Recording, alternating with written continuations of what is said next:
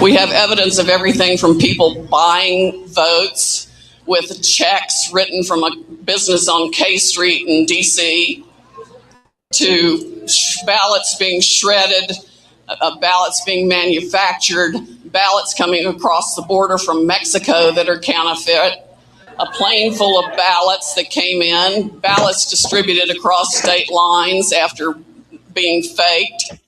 In an exclusive interview with Sean Lin from NTD TV on December 3rd, Powell confirmed that she has collected evidence related to fake Chinese ballots.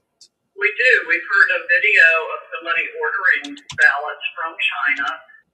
那个量不是问题，主要是那个，只要你那个钱到位，那量不是问题，都可以的。因为它那个油墨油那个印刷的是不一样的。印刷不一样是吧？对啊，因为你仔细看一下，它那个选票的那个印刷是不一样的。那个没关系，我会看着那个图片来做这边。然后到时候你们这边发物流的话怎么发？因为我这边订的话就是大量的订这样子。大量订那个发物流的话，一般好像也要好几天哦，物流比较慢。发国际可以吗？我看一下，发国际好像也是走物流啊。可以走是吧？你这边费用的话多少钱打印一张？我这边现在叫人给你转。那个跟上次一样啊。OK， 好，我知道了。你再把二维码发我一遍，谢谢。然后那个还欠一点那个知道。给我。OK， 好。Accidentally, I know this. Not like I directly know this because I don't know at the first beginning. So, the international student in the state, especially like when they were young, they need going to club, they need to go into casino, especially when they're underage. For me too, when I was young. So we ordered fake ID. Fake ID? Yeah, fake ID. Yes. From where? If you ask like all the agents from New York. Okay. And the owner is my friend. Factory is in Macau. Every time I click on something, it takes it off the screen. Yes. I don't get it. He's like an agent. Okay. It's like the agent and collecting those orders. Mm-hmm. And then once they get in the orders, send the order to Macau, then Macau will send the DHL ship to United States. And that is not a secret. In the international student those circles is not a secret. Everybody knows. You cannot really tell what's the difference. And the machine can read. And later on, I can send a video as my driver's license here. So how this relate with the big knowledge? So let me finish this story, then you can know what's going on for this. Sure. So when July, I'm doing this on the election cheating. We'll see if they take me down on mostly YouTube and Facebook. Those are the ones that are most likely to do it. 2020 July. Then I asked him. They just like chick chat. I said like, hey, random talk. I said like, he asked me like, oh, recently my order get increased. I'm like, wow, how many? It's like at least 20,000 per month. For the least. ID? Yes. Okay. 20,000 copy of driver's license or photo ID printed in China, printed in Macau. U.S. Customs and Border Protection officers in Chicago have seized more than 19,000 fake IDs in the first half of this year, with the majority arriving from China and Hong Kong. According to a news release issued by the CBP, the fake driver's licenses were intercepted at the International Mail Facility at Chicago's O'Hare International Airport between January 1st and June 30th this year. CBP Chicago said on Twitter, take a look at these IDs. Same person, different bio info. Officers in Chicago have kept a tally of how many fraudulent IDs have come through the O'Hare Mail Facility. From January 1st to June 30th, CBP officers have seized nearly 20,000 counterfeit driver's licenses. The 19,888 seized fraudulent IDs, which arrived from China, Hong Kong, the United Kingdom, and South Korea, were in the majority of cases headed for neighboring states, mainly for college-aged students. Then, November 3rd, that night I was on plan. And before the plan get landing off, I was checking the election result. Colin, is Stahmer going to help at all with the war that's going to probably be over within the week? So then Maybe sooner. I thought, oh, Trump, he gonna win because I'm a Trump fan. So I support for Trump, Donald Trump. But later on, after I'm back to my hotel, then I wake up, I see again, like, oh my God, that's impossible. Why those elections get just different? The Biden goes up, then Trump goes down. Then I feel like something wrong with this, and I have some resource connection too. Then I asked them. So in a case, because they have a factory in China, which means Guangdong area, they're doing the false or the receipt. Do you know the false receipt? Like you're going to buy something and they're gonna give you some like official receipt, and you get the receipt, you can avoid the tax. So they are doing something. Then I sent my guy to get the conversation to them. In the video with your phone call, but there is also showing some video of the ballot samples, so was that video from him? From him. After I know this, I contact Taiwan. First I contact some U.S. media and press, and they gave me the response, and gave my office response is because that is political, very complicated, and they just reject me. They just reject me. They don't like it. So then I sent to Taiwan. The Taiwan finally, they have one place called Xin Media, Xin Chuanmei. And then so I asked him, what are the other details that he got from the Guangdong factory? So let's take a look. So he said 1 month he can produce at least 500,000. 1 month, 500,000. 500,000. Yeah. But then I asked him, after they print the ballots, how did they get them into the United States? Let's watch. Or you cannot directly into the United States. They have to ship in from, because I have a field tracking number. If you took this number, they're not directly to the state. First they go to Canada or Mexico. Then from there,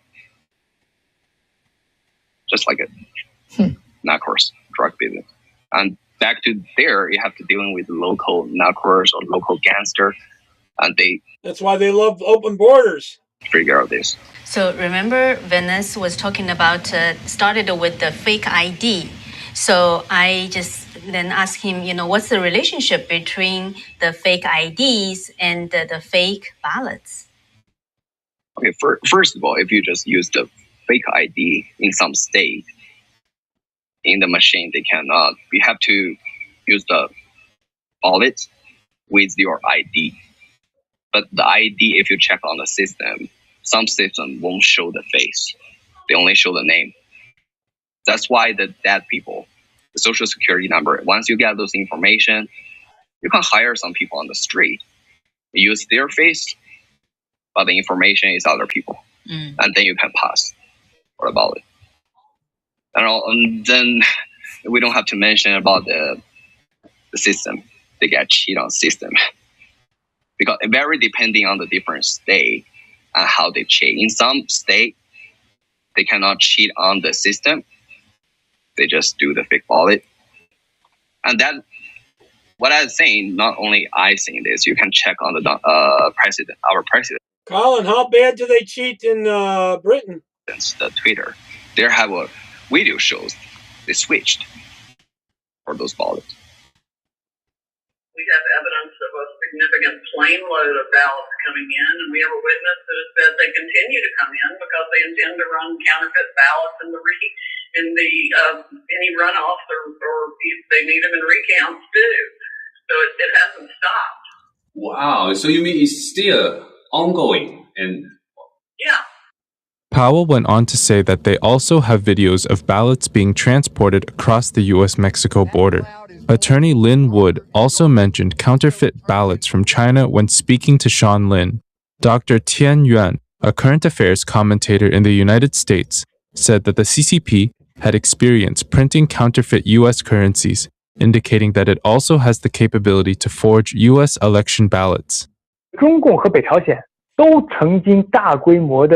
China and North Korea both printed counterfeit U.S. currency on a large scale in the past. Considering that the CCP dared to forge U.S. currency and ship it to the United States in large batches to interfere with U.S. financial security and buy products that are important for China and North Korea, it certainly dares to counterfeit election ballots. I have no doubt about that.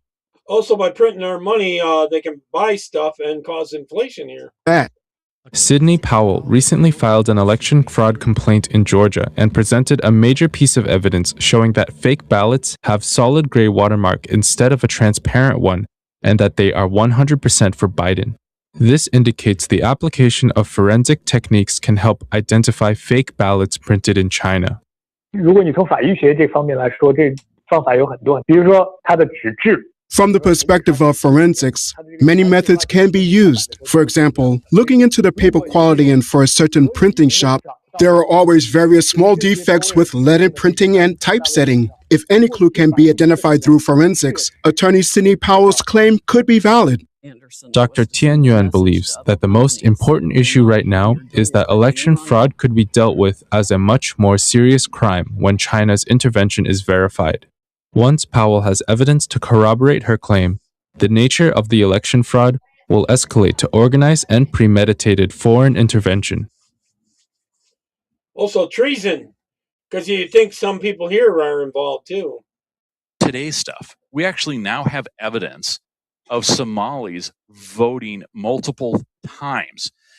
And we have just received, because we were told to basically wait our turn, and they tried to bury this case with just a improper ID being presented to a law enforcement officer. That's what they settled on.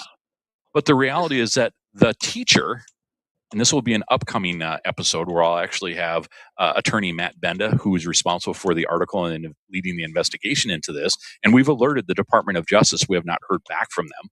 But there's a teacher that has been helping hundreds of voters vote and potentially vote for them and help them register.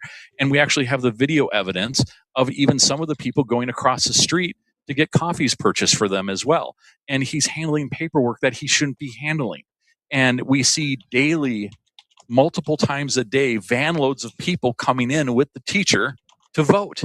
And we actually alerted the candidate to this early because we were seeing the data actually in the absentee data that we purchased from the Secretary of State on a daily basis. So now that we know to look for these unusual patterns, we can actually start having poll watchers look at these locations and prevent some of this fraud that's happening. And there's more to this story, but it is just absolutely incredible. And it caused a race loss up in the St. Cloud area. Then to top it all off, there's a 2025 case from the Department of Justice. There were 500 fraudulent voter registration applications pushed into the Minnesota voter rolls in 2021 and 2022. So it's funny that we think that this is potentially the only case. No, we think that there is a lot more. And unfortunately, they didn't want to disclose the nonprofit organization that was paying for these applications to be injected into the system. Now, mind you, I'm the guy that went and bought blank absentee ballots in Minnesota, proving that we could actually reprint ballots. And then we even see on Hennepin County's website that you can fill out a voter registration form, fill out a voter registration application, and put your ballot into the same envelope and send it in. If that isn't the key and recipe for election fraud, I don't know what is, because how can you be a non-registered voter, also submit Hey, a voter Charles. registration application, an absentee application, and where'd you get the ballot from? And we identified in 2024, 19 counties broke the law in Minnesota and actually had their sample ballots posted on the Secretary of State's website so that people could download it, and it had all the timing marks, and it didn't even have the words. Yeah. Oh, they've been doing this for a while, and they've been getting away with it, that's for sure. And those of us who have served in psychological operations, special forces, special operations, we've recognized this for a long time. Most people don't see this. And so Arizona was America's Alamo. Arizona has now fallen. The elections have fallen. Some metrics, and if we can show that, and he was showing how 60,000 votes disappeared from the Arizona tallies there. And I showed more details on the point, on the Prather point on my shows. But this is exactly the same thing that happened in 2020. The Democrats focus on they're all lawyers, and they use the law to cheat. And they also focus on machinery so that they can manipulate.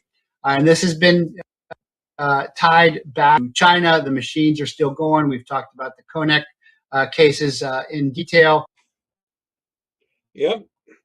Arizona is where it is hot. Literally, it's 115 degrees out here, and they are finding. And that's stolen in Arizona, Georgia, Pennsylvania, Michigan, all those places. What was it, Wisconsin? So many discrepancies in the 2020 election. We're informed of evidence from the 2020 election about the drop boxes that Maricopa, for example, Maricopa County said that they had over 923,000 ballots that were dropped off of the drop boxes.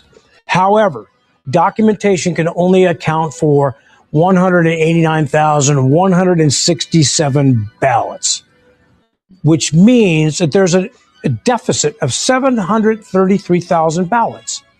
That's right. Over 733,000 ballots are unaccounted for. So what have we learned? We learned that the big lie is that this was a secure election. I'm sorry, it was not a safe and secure election. We have so many problems with our process that need to be followed through, and laws need to be adhered to and complied with.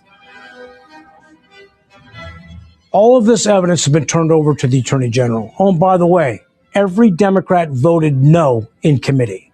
So some of the findings, 10,000 voters were added to the voter rolls after Election Day and casted a ballot in 2020. More than 74,000 mail-in ballots don't have evidence that they were even sent out.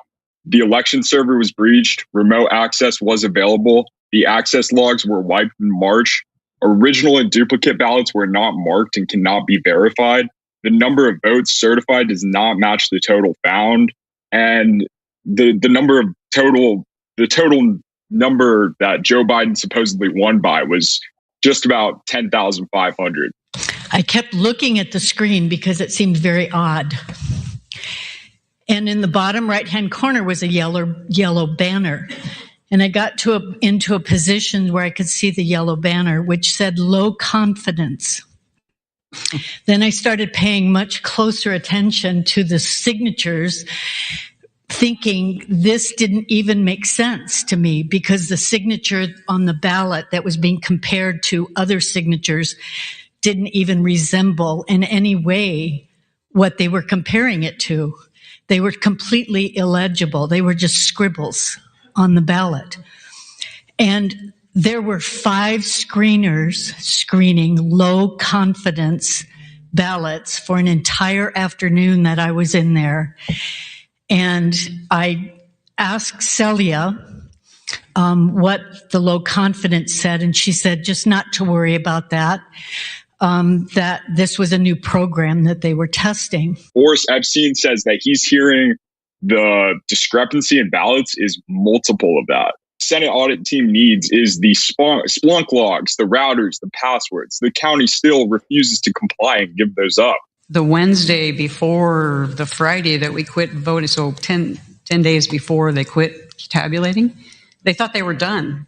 And then more truckloads of ballots would come in, and I'm like, how can you not know how many ballots are still out there? Mr. Chairman, I'm sorry. Would you repeat that? Yeah. They thought they were done. They thought they were and done then multiple was what? Multiple times. The people that were running the rooms thought they were done. Yeah, I got a bunch on this, Tammy, a whole bunch. They're almost done, or we're going to be done when. Now, a lot of this with attorney generals, I found out some stuff. I'll be playing that tomorrow about how the Democrats are putting people on these grand juries that are in there, for like 6 months at a time, that do all the cases. They deliberately put their people on these grand juries. That's why we're not getting indictments against a lot of the Democrats, because they've loaded the grand juries. And there's no screening for these people to go on these grand juries. No screening at all. You just have to be a voter.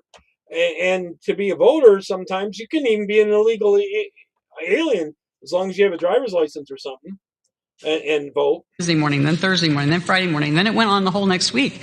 And I'm like, I asked the question, I'm like, you don't know how many ballots are still left to come in? The federal. Damn it, that's why it's not happening. A lot of it, I'll be playing that tomorrow about that. Some talking about how the Democrats have set up a committee to get their Democrats on these grand juries so these indictments aren't happening.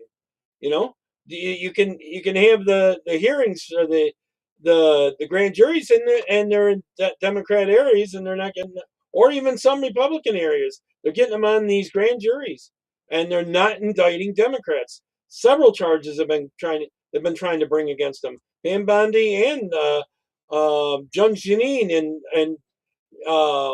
in D.C. did, and they were talking about how you just cannot get one against a Democrat. The government also should not be investigating citizens who are speaking out about the government. What is that? That's the biggest infringement on our First Amendment that we have seen ever. This is a legitimate concern for a lot of people. It's not conspiracy theory like they say it is. There is serious evidence, and they refuse to come forward to prove it wrong. They just say, no, it's wrong. It's false. Chairman Jack Sellers of the Maricopa County Board of Supervisors actually released a statement where he literally just said, no, you're wrong. Didn't explain why. That's what they've been asking for. They're asking for answers as to why they're finding these things, what they can do to make sure that they're doing it correctly. And Maricopa does not want to help them. They do not want to tell them the truth. They don't want us to find out what happened on November 3rd. With the forensic analysis, looking at these 147,000 mail-in ballots. And what is at issue here? There's a couple of key things. Here's the two key things is, were there counterfeit ballots? 6 affidavits. Now we had 4, now it's 6.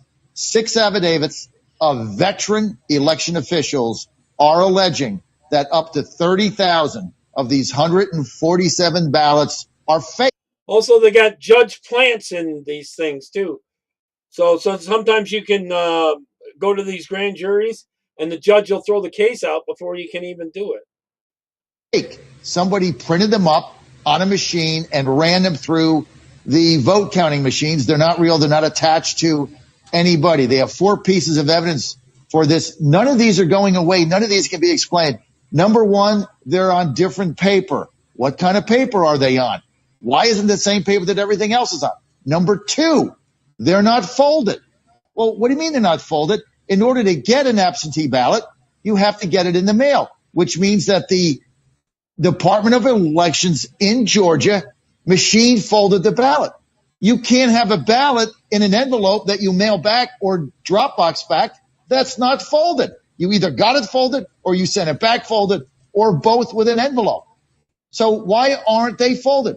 Number 3, you've got the same exact bubble mark on the ballot, the same one for upwards of 30,000 of these ballots. 97% of them voting for Joe Biden. 97%. The thing is, there is no screening for anyone getting on these grand juries. You can't, like you normally have a jury and you can say, oh, I don't want this person or that person. There is no screening whatsoever. And voting for John Ossoff. And the 4th thing is, the affidavits say that these the bubble marks are not made by an ink pen or a pencil, that they're made by a machine. These are the things that they're going to look at. Now, they And did we'll play it tomorrow. an analysis batch of 950 military ballots. 950. I want you to grasp what the findings are. And this is a matter of public record. Nobody made this up. Out of a batch of 950 military mail-in ballots, Joe Biden got 950 votes, Trump 0. That's 100%. That is virtually impossible to have happen. Not only that, they were in sequential order. That's also impossible. That means that every ballot that came in the mail is somehow in exact sequential order. Yep. Ridiculous. All right, Tammy, I'm going to play this. It's not to do with election stuff, but it has to do with these grand juries and stuff. She was on Benny Johnson earlier today. This is a shorter clip of a longer possible one. Here we go. I'd like to talk about two different rulings. There's been kind of a positive ruling about deportations out of the Supreme Court, which has been positive. But then there's been the dropping of the Joe Biden auto pen, and you sort of had an underlying understanding of why that happened and the structural problems that the Trump administration is facing in Washington, D.C. when it comes to bringing cases to trial. What's going on here? So, Benny, as you know more than anyone, really, because you had me on your show for 4 years when I was at that courthouse, maybe on a monthly basis, covering not just trials and court proceedings against J6ers, but also the president's case brought by special counsel Jack Smith related to the events of January 6th. So, Benny, I have seen probably more than anyone on our side exactly how these, old prosecutors, but more importantly, these judges conduct themselves and their brazen partisanship, even Trump appointees, certainly Reagan appointees, George W. Bush appointees. The crisis in our judiciary is not relegated only to Democrat appointees. In fact, in some cases, arguably, it's worse. From Republican appointees. But Benny, and I'm going to have a piece up on my Substack later today, Declassified with Julie Kelly, from a January 6th criminal defense attorney who has been working in the system for decades.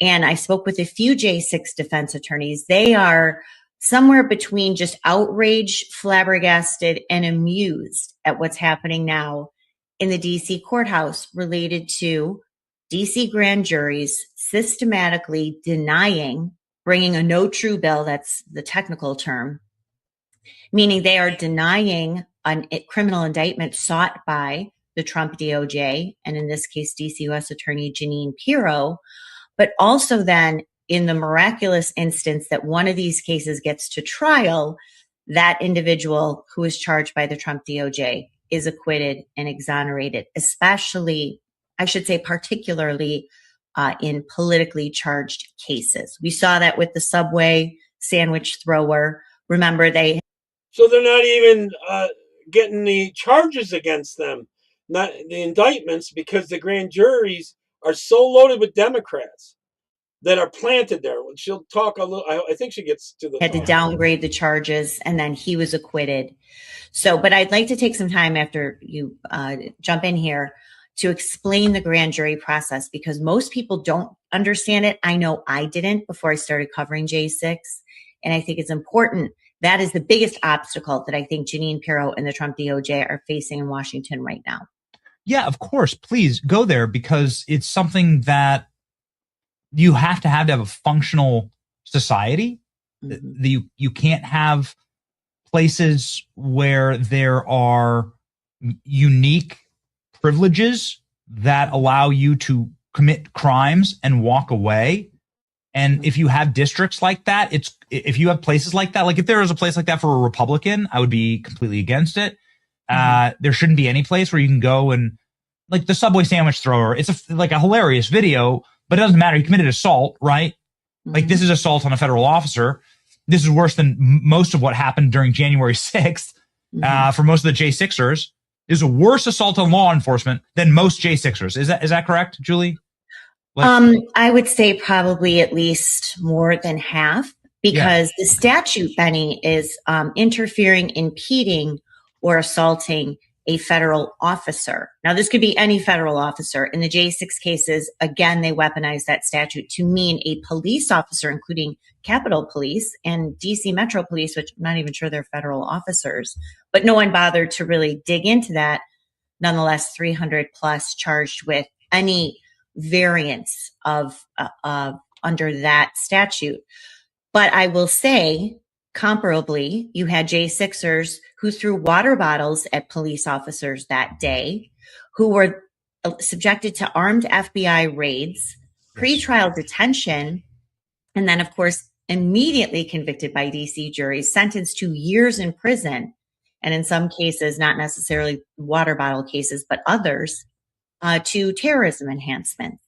So that's why these J6 defense attorneys, and of course J6ers themselves, are just stunned to see this very clear 180-degree pivot from judges and DC grand juries and trial juries versus what we saw for 4 years when it was the Biden DOJ presenting these charges and potential indictments.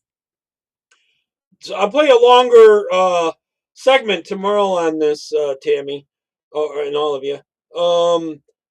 Basically, you can indict anyone with a ham sandwich. If it's a Democrat and you got Democrats in there judging these Karens, they will not indict any of them. So they've been trying to go after a lot of these Democrats, but they can't get any indictments on them for anything. You could shoot someone, if they're a leftist, they're going to get away with it. That's what it is. All right, I'm going to go back to my other videos. Hold on. Let me get back over here. Okay. You guys, now you're an auditor. You've been looking at these numbers coming out of the election in 2020. What did you find?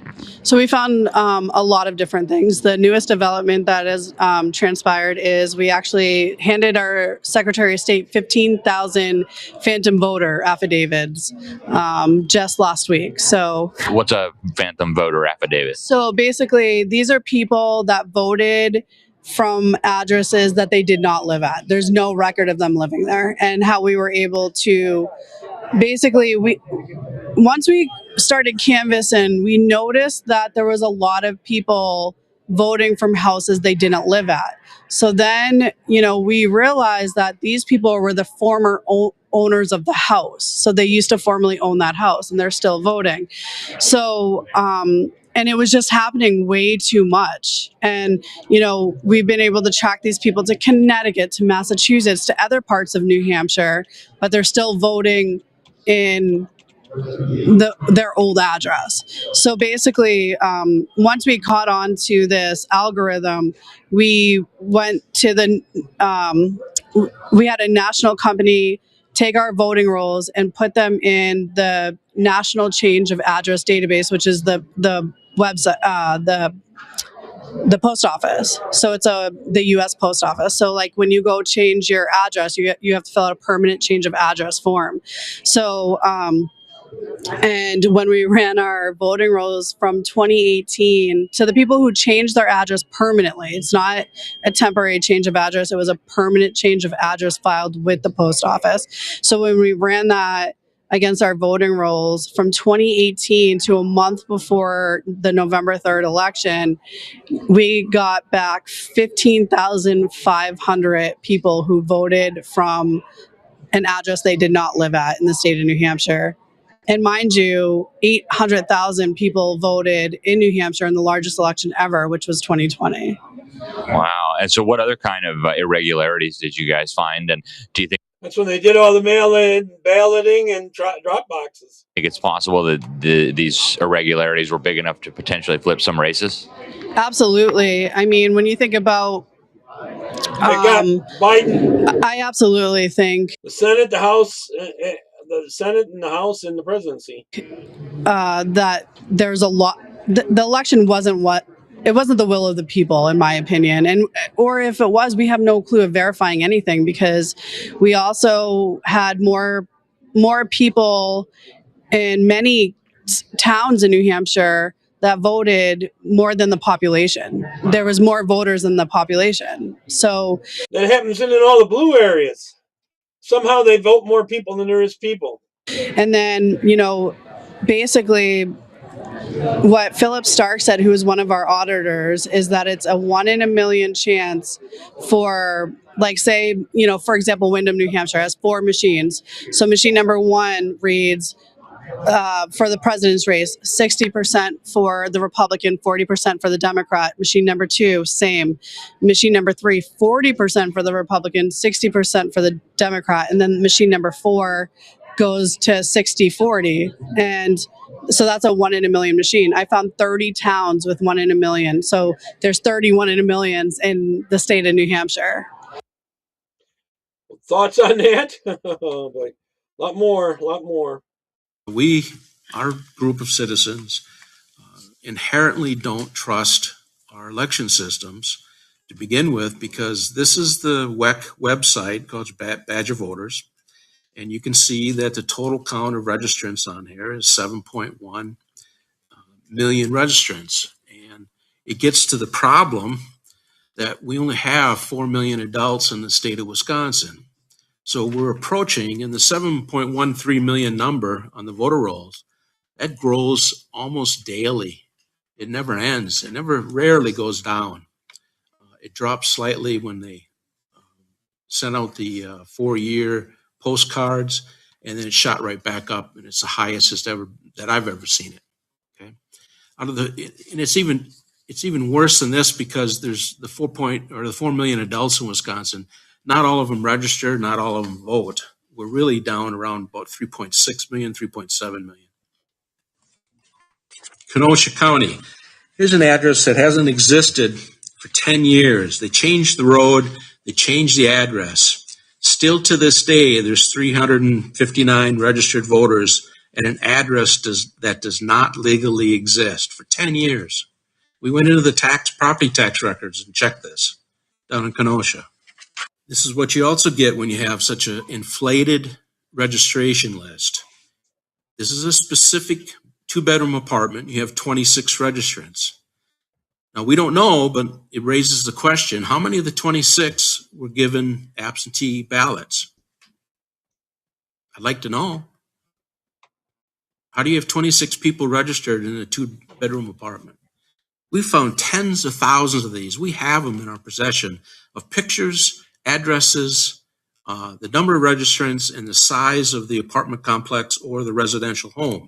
Here's one in La Crosse, another example. 16 units, 290 registrants. How many absentee ballots went to there? Who knows?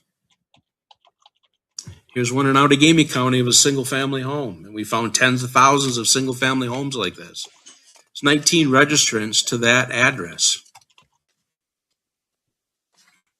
This is directly from a list that we purchased, and it is public information. If you walk into a municipal clerk's office, you can request this as a public records inspection.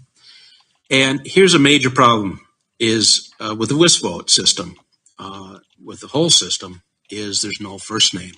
How did these people, there's pages and pages of these. How did these people get registered? Where's our verification from Eric, who we're paying money to? Where's the verification from the DMV? Okay. What people do you know that don't have a first name? How did they get a registration number? There's pages and pages and pages. We got drivers with driver's licenses from other countries driving here that on their license it says no name given. How in hell can you do that? This isn't just a clerical error. But they'll vote that way, mail-in wise.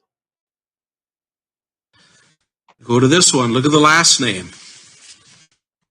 You have people registered without a last name. Granted, there's only 3, but how could that happen? And then you look down and you see dash marks, you see slashes, you see numbers mixed in with the last name. There's also pages and pages of these. Now, once we obtained the statewide list and we got it loaded into the supercomputer, we found these within a couple of weeks. This has been here for 16 years. How come? With AI in the future, we should be able to catch all these really fast and sweep them all out of the voting rolls. It hasn't been fixed. Here's the next problem. The National Voter Registration Act says quite clearly that deceased are supposed to be removed from the voter rolls upon information provided to the municipal. Some places they've taken them off the voter rolls by citizens fighting them to get them off, and next thing you know, they're back on the voter rolls. Somehow they get put back on. Clerk or to WEC. Okay. Right now, we have 625,000 dead people on the voter rolls statewide, and that number grows every single week. Okay. It doesn't stop.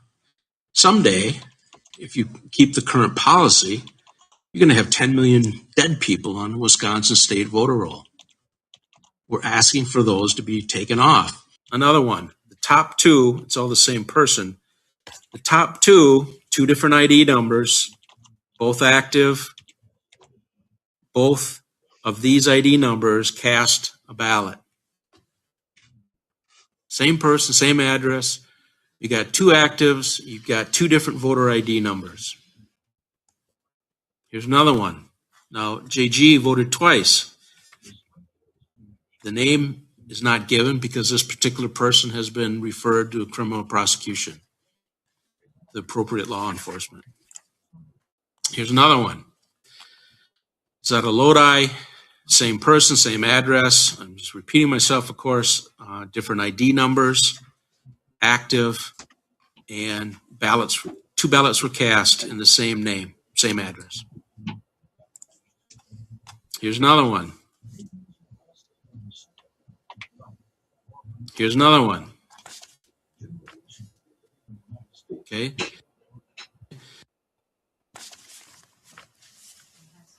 Okay. State. You got two different IDs. This is Wisconsin. Same name, first name, and then one letter's different. Sometimes it's the middle initial.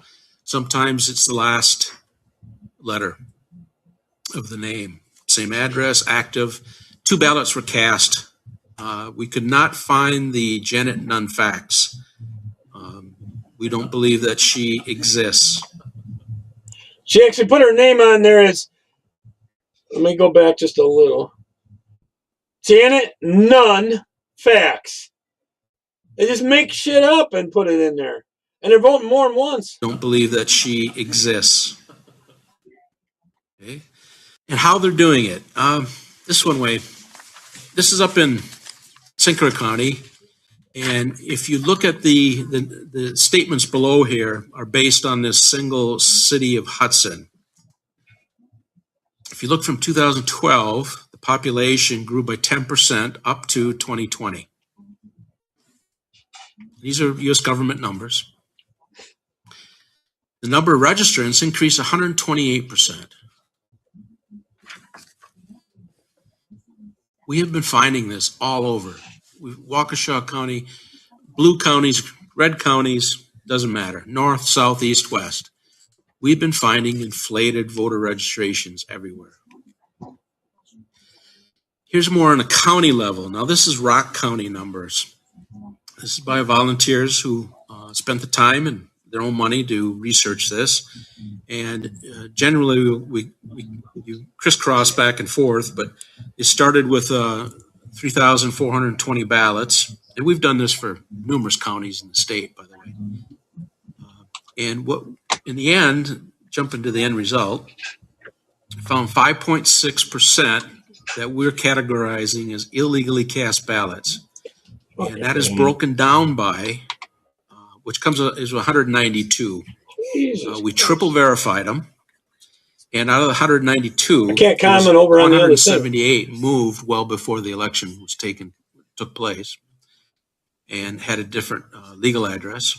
And 14 voters we cannot find. And again, we have all the names, addresses, voter ID numbers. So if you extrapolate that over Rock County alone, you're looking at 4,795 illegally cast ballots in one county. Now, even if we're off by 50%, which I know we're not, because I go over these numbers every day for the last 14 months. It wins races there, wins races they should have lost. If you go 50% of that number for one county, you're like 165,000 illegally cast ballots in the state of Wisconsin. We have identified 155,000 suspected fake voters. That's what we're working on now. That's why we're calling this a interim report. We've The way Trump won was outvoted the cheating. Is what we had to do. You have to outvote the cheating. Identify them by name, address, ID, voter ID. You get this fixed, and they'll lose a lot of races. All these globalists, especially the commies. And the reason why we're suspicious. At this point in time, we have already confirmed tens of thousands of fake voters, of illegally cast ballots, and I'm speaking about the November 3rd election. And think of how that would affect the down ballot voting also. We're talking senators, congressmen, local elections. It's affecting all the ballots.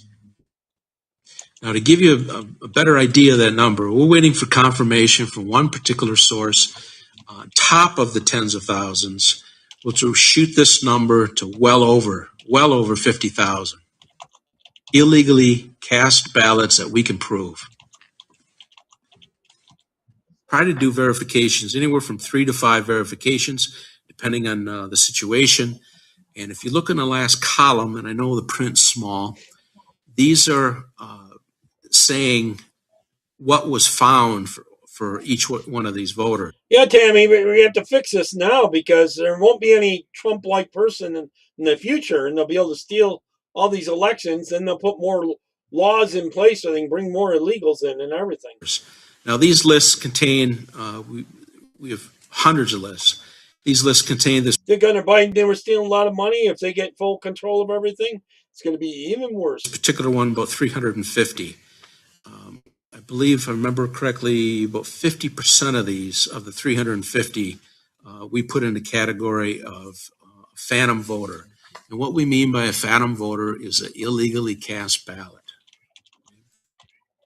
for one reason or another. And I'll give you, show you some examples. How many we found? So it's not a clerical error. We have found tens of thousands that we have documentation on, that we can show you, and we're finding more every week. And we're getting better at it every week. Here's the different types of errors that we're finding. They're self-explanatory, I believe, but I'll read through them quick. Is voted twice in a state. That happens to be one of the lower categories. Voted in 2 states. I'm sorry, the other way around. Voted in 2 states happens to be a lower category. A lot of people are. Yeah, we have to have the SAFE Act, Tammy. That's part of my reason for doing these every month or so. I always think people are double voting across state lines. That number at this point we found is 165 in the state. That means voting in more than one state. There's some areas where you can live and just drive, boom, boom, boom, and catch 3 or 4 states. So it's concerning, but it's not gargantuan. Person doesn't exist. We're finding a lot of that. Fake names. Wrong person at the address. And this includes where a person didn't live there ever, or a person hasn't lived there for 3, 4, 5 years. Person moved long before the election, which is tied into number 4. We found people the oldest one so far. Most are anywhere from 6 months to 5 years. I think the oldest one was someone 2003 has not lived at that property. And we will go in and check tax records to verify our work. Person's name and address used without their knowledge. We've come across people across the entire state constantly telling us they went in to vote in person on November 3rd, and they were told, hey, you already voted. And they'll show them the poll book and say, well, we got a mark by your name. You voted absentee. And the person says, no, I didn't. Non-existent address. Got a couple examples of those coming up. Somehow I bet you they voted all Democrat. We come across surprisingly a fair number of ladies who married and they used both names, or somebody used their names and they didn't know it. It's a definite possibility. One letter changed, as I showed an example earlier, and then there's several other ways that actually too many to list, to be honest with you. Here's another way. We've identified 3,713 people registered to a United States post office. Now, when you add in FedEx and UPS virtual mailboxes, we're approaching 5,000 people who are registered to a non-legal resident address. And I'll show you an example. This is Colby, Wisconsin post office. There are people who registered and cast ballots from this address, and obviously they don't sleep there.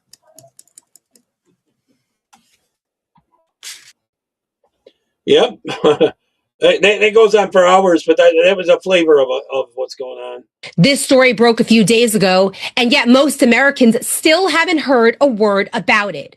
In a stunning admission, Fulton County, Georgia, has confirmed that 315,000 early votes were certified without the legally required poll worker signatures, meaning they were certified illegally, which means the ballots were never verified to be real as required by law. The mandatory, probably mostly mail-in ones. A lot of them aren't folded, though. Safeguards were skipped, and the uncertified votes were approved anyway. Americans were shamed for asking questions, and now officials are forced to admit they were right to ask questions. And here's what makes this even more damning. A Fulton County judge has now kept subpoenas alive, seeking access to those 2020 ballots, confirming this issue is serious enough for the courts to intervene. Yet the mainstream media still refuses to cover this tremendous admission, because acknowledging it would mean admitting they helped silence legitimate questions. The media knew that there was cheating going on, and they're covering it up. Plus, I've lost Facebook and YouTube or videos on them. So I was banned from both of them at one time for you can't tell the truth on those platforms. About fair and free elections. This is not new speculation. This is not a resurfaced claim. This is a new admission on the record, made in court filings and confirmed by county attorneys. State officials have also acknowledged Fulton County violated official election processes in a huge way. And yet there's total silence from national media. Yeah, I'll probably get some community note at least on them. Oh, the elections are fair and whatever. Most fair elections ever. Media.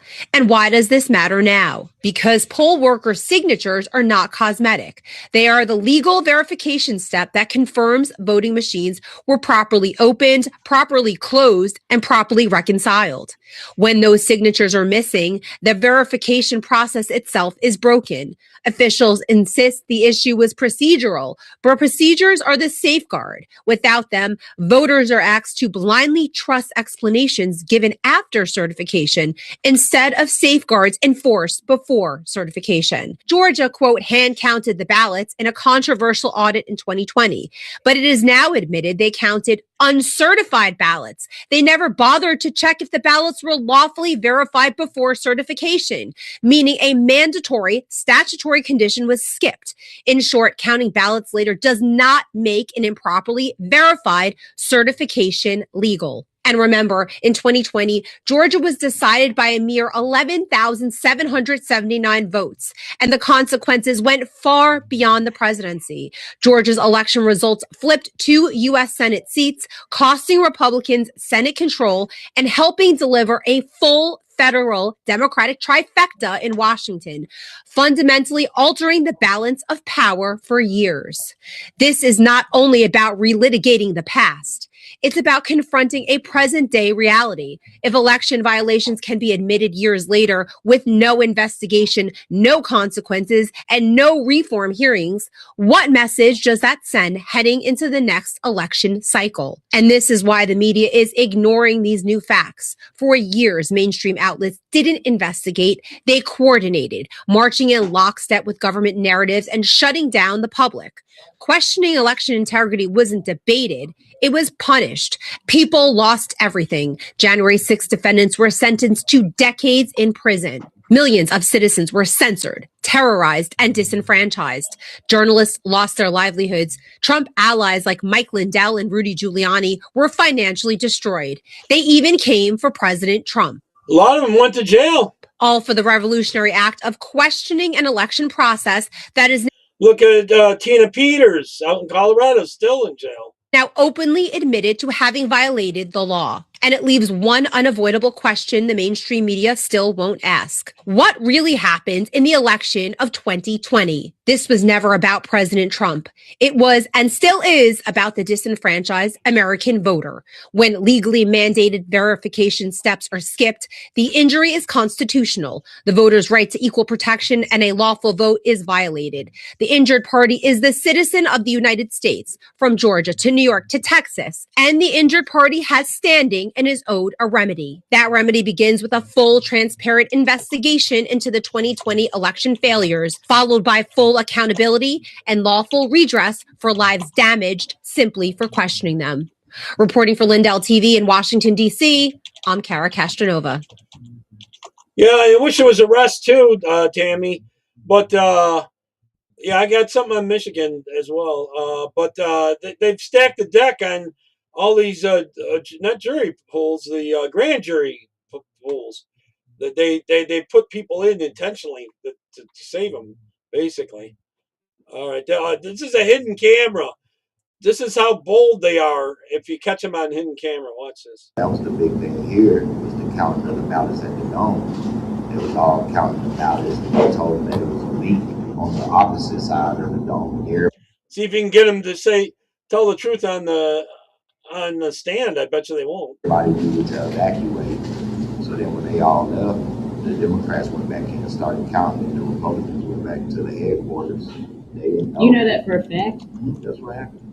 Yeah. They made it seem like nothing like they legitimately had leak issues. Yeah, so they had said it was leak issues. So you see them on the video putting everything up, and they left.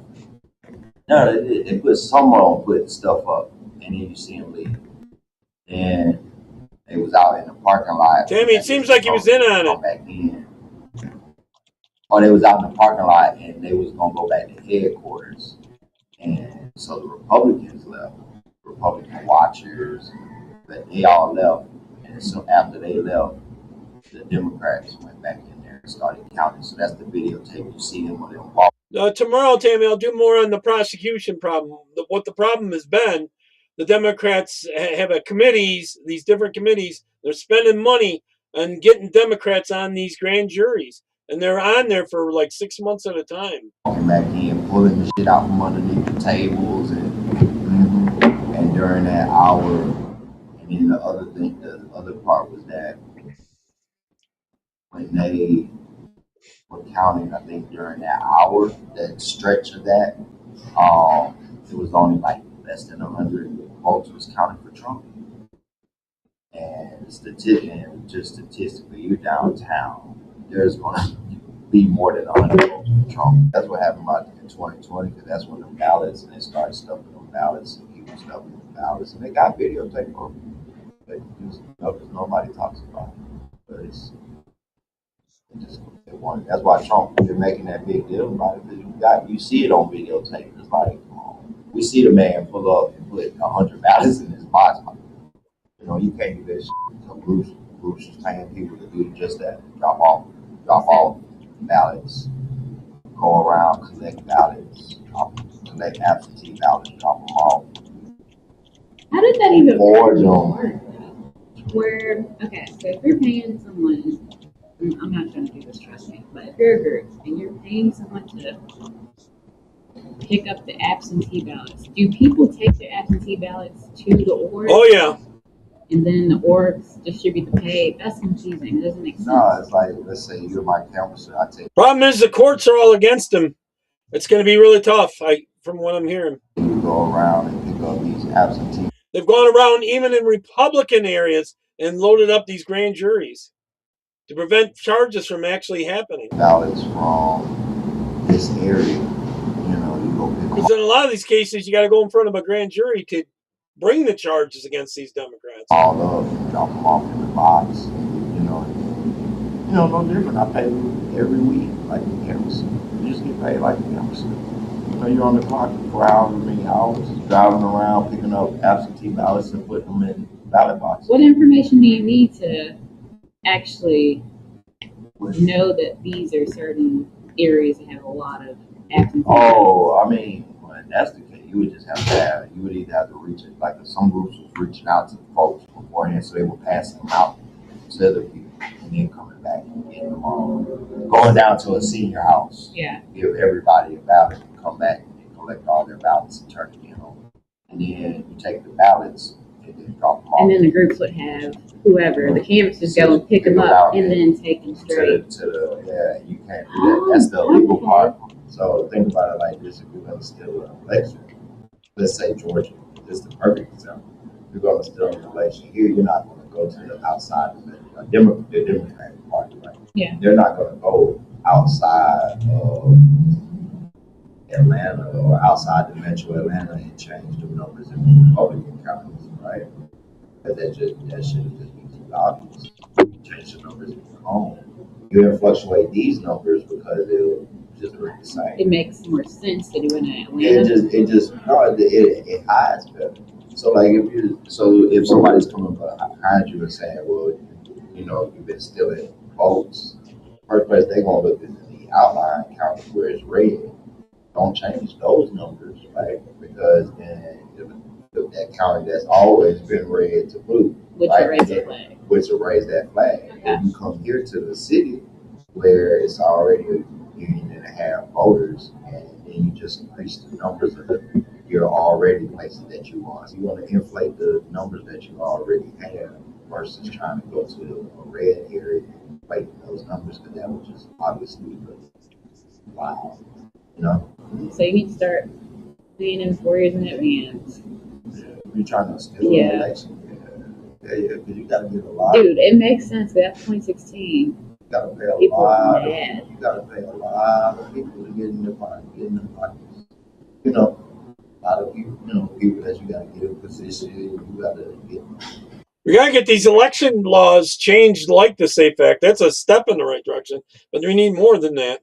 The early voting shouldn't happen either. You know. Because they have that time to keep stuffing more and more ballots during that time. Everybody got to get a piece somewhere. Everybody got to get paid. Canvassers, ballot counters, people who are running the job. I only see a number, Tammy. I can't tell who's here unless they comment. Election officials, we got all of that on somebody. A lot of people normally come on at 5, and it's 5 now, so maybe we'll grab more people come in. Payroll. Either they're boring them with this, I don't know. Either way, I want to get it out on all the platforms so people can see it. Or a kickback or something somewhere. In the movie, they didn't. In the documentary, they never said what groups. They just said investigations was being launched into different. So they never mentioned. They didn't name the orgs. They didn't name the orgs, but they all this is so I just always been waiting on that Normally John and Marianne pop in normally soon. Drop, because I was like, well, yeah, they're gonna do an investigation, and they got the evidence, because they were showing that in the documentary, the closed caption TVs of people pulling up. I told somebody when I got to the office, because one of the cars in the video I recognized, because they always at the building. Who was it? Oh, I don't know. It was a union member or something.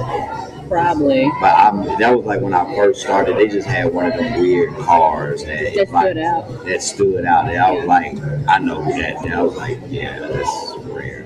That's when he was up there all the time, though, too. Yeah, that's when I first started. So I don't know who car that really was. But are they still up there? Nah, after I told them, I never saw the car again. That's so crazy. I'm telling you, this kind of looks like you. I was like, hold on. When I seen that, when they sent me that picture, I was like, that better not be him. No, oh hell. I was like, no. But no. But yeah, I knew they were doing stuff like that though, because that's how they did. That's how they got one of the mayors in there, because they were dropping ballots in the boxes and stuff. Normally, how they around here? Yeah, in Metro Atlanta. For the mayor's race in Atlanta. So what they normally do is how they do it. You know, when you're trying to steal a race, you're not trying to like. If you, isn't it often that these women can get the guys to talk? You don't see it often the other way around. It's the guys that have the big mouths. You got Republican districts and Democrat districts. You're trying to get the Democrat right elected, what they do is they don't go to the Republican. You talking about some reason? So how you know they're gonna do it again in 2024 though? Yeah, get all that they Whatever on ballot. Oh, and harvest them ballots and shit. Yeah. That's why the Republicans are always trying to fight about, that's the argument of the whole thing is because Republicans, they're the ones who put out that kind of stuff. So they want to do like voter IDs and stuff. But Democrats will, fight voter ID laws. So, so it's that too. Yeah, we got to get the voter ID now before they can take over Congress. That's what they fight over. Republicans are trying to say like, hey, look, we got the proof of this shit. And the Democrats are like, well, we don't want voter ID laws, and we want to make it where you can just drop your ballot off. Online voting, different things that they try to come up with. Yeah, there's Democrats that want online voting. That's the two you think they cheat now? Wow. The two. Yeah, they go back and forth. Yeah, so that's why it's always something about voter ID laws. And then the Politico just wrote an article about the Georgia project. Sim City, huh? I'll let you read it. It's deep. It's when you see it, you'll be like, oh. I took a screenshot of it because I sent it to all the staff earlier this morning. Yeah, I read the article, but yeah, I know it's I know it's I know all of them. So when shit happen like that, I just be like, okay, and keep it pushing.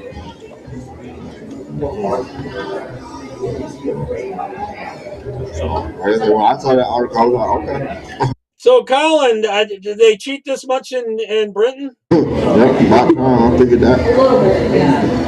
I know it's hard to get fired from the actual nonprofit, though. They don't be firing nobody. Like, you gotta be doing something real strange to be fired. Yeah, you gotta really be doing some wild shit. Oh, caught me off guard. Sorry, I was typing there. Let me grab another short one here. I have a 2-minute one right here. I'm going to be reading a little bit from my sworn affidavit and giving additional testimony, and I'll submit all that after the fact. Look at all the masks and stuff. Oh, ridiculous. I'm a registered voter and a credentialed poll challenger in the state of Michigan. I was a GOP poll challenger at the TCF Center Absentee Voter Counting Board in Detroit, Michigan. On election night Tuesday from 10 p.m. to 5 a.m. I was there at approximately 3 to 3:30 a.m. and I saw the huge dump of ballots that were delivered to the counting hall. I noticed that the City of Detroit Clerk's office there was their emblem on the white van that showed up with the ballots. Janice Winfrey's name was on there and a number presumably for Janice Winfrey's office. I estimated that it was over 50 boxes that I counted, and I estimate that up to 1,000 could have been fit in each box, large boxes. There was no chain of custody. There was no accountability. There was no transparency. Nobody knew where these ballots had been. They had to be turned in at 8 p.m. They showed up at approximately 3:30 a.m. So 7.5 hours is a long time for these ballots to be kind of in limbo, not with anyone knowing where they are. Often they'll see how many they need, then they'll stuff that many ballots. There have been no answers up to this point, and whistleblowers are being intimidated. There is a campaign of terror that is being instituted by people such as Attorney General Dana Nessel to coerce public officials into certifying the vote and rubber stamping this insanity as quickly as possible. Keep in mind that you could not videotape at TCF. It was strictly prohibited, potentially a criminal act. That's why all of these sworn affidavits, there's hundreds and hundreds of them, are so important because they are the key proof that severe impropriety took place in Detroit on election night. So all we want is a proper, thorough, independent investigation into what the hundreds of whistleblowers are coming forth and saying with a forensic audit of all the suspicious ballots. We know what these investigations would yield, and we suspect that the interests desperately trying to obstruct the investigations, I think we know I think they know what would be found as well. So I implore you to do the right thing, and for your country, for your family, for your conscience, and stop this fraud. Thank you. Well, it's a movie. I thought it was a TV show. It's a movie, not a TV show, huh? Oh, that's interesting. All right, I'm going to get on to the well, no, I'm going to do another short one before I get into the main If these ballots were run through multiple times, as you've alleged, I think you said possibly up to 30,000 times, definitely thousands of times being counted. When we examine the poll book and see who voted, and we count those numbers, Yes. would they then not line up with the total number of votes coming out of Detroit?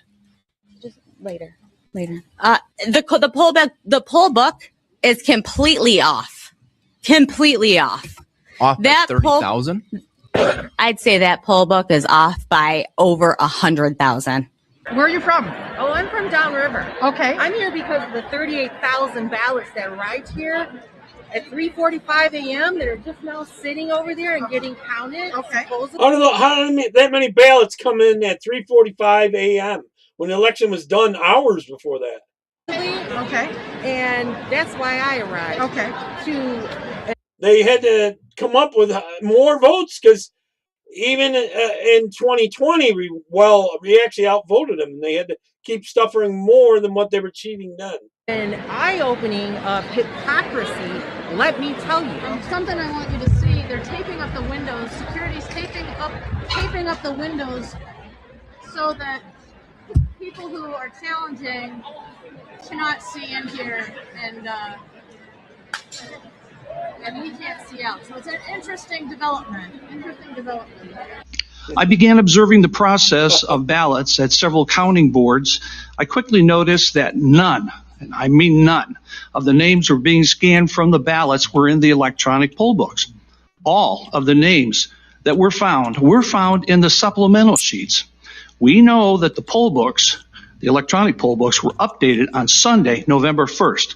That meant that all of these new ballots had to have been brand new registered voters on Monday, November 2nd, or Tuesday, November 3rd. I found it very hard to believe that tens of thousands of people had registered in just 2 short days. So I began writing down the names on the ballots immediately after they were scanned by the computer poll worker. As soon as I began, I was severely obstructed by 5 different persons that I could no longer, such that I could no longer continue my legal responsibility as a poll challenger.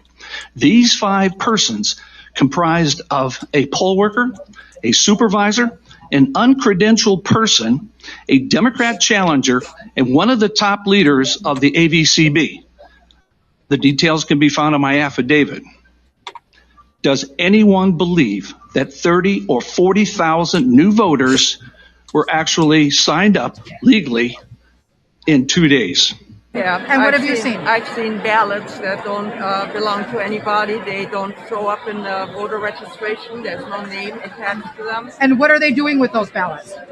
I'm challenging them, and Okay. they're supposed to put them in a box to be then evaluated. But then multiple ballots that have several different numbers. One person with different numbers. We have whole lists of them. We're writing everything down all day long. So are they improperly filled out and you're looking to disqualify them?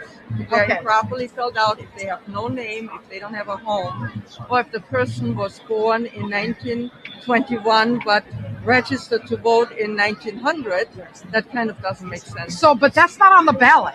When you vote, your ballot is just the balls and what you have on there. What are you seeing? Are you seeing people's registration forms? Yes, we are. So on the tables, you have the ballot, and then you are able to see next to them on a computer screen. On a computer screen, whose ballot that is. Sometimes the ballot itself has no name, but the ballot is filled out. Okay. And then if we go into the registration file, we find the person. How can you count a ballot with no name on it?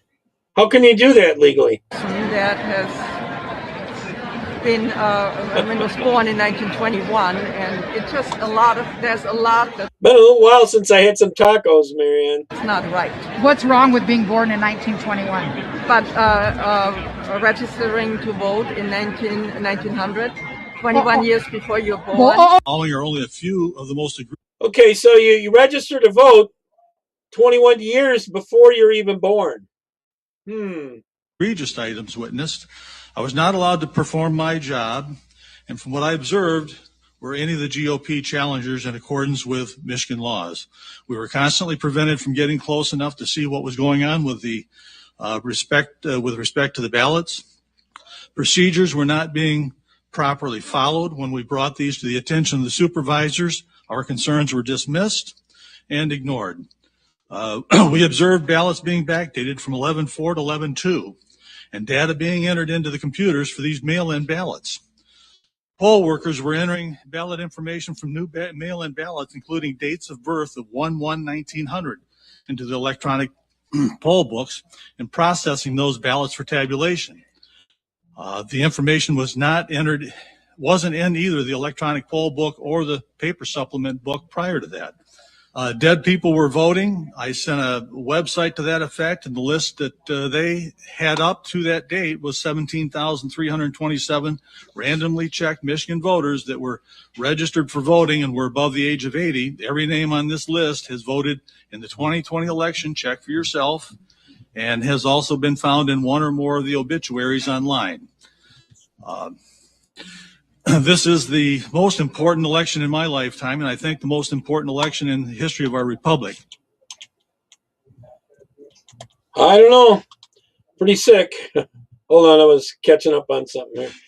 All right, the next one is about the Dominion machines and stuff like that. It turns out there was a lot of dark foreign money on this whole thing. I believe that right now we are in a position Epic Times. They do a very good job, Epic Times. where the 2020 election will be hacked. Oh, without question. There's nothing secure about the Dominion voting gear. Many of the features of Dominion that are being characterized as glitches are actually designed features to help people manipulate the results of the election. A month before the 2020 election, the parent company of Dominion Voting Systems received $400 million in funding.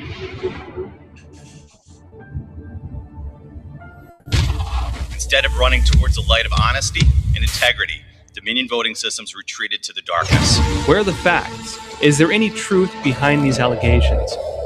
We have to find out.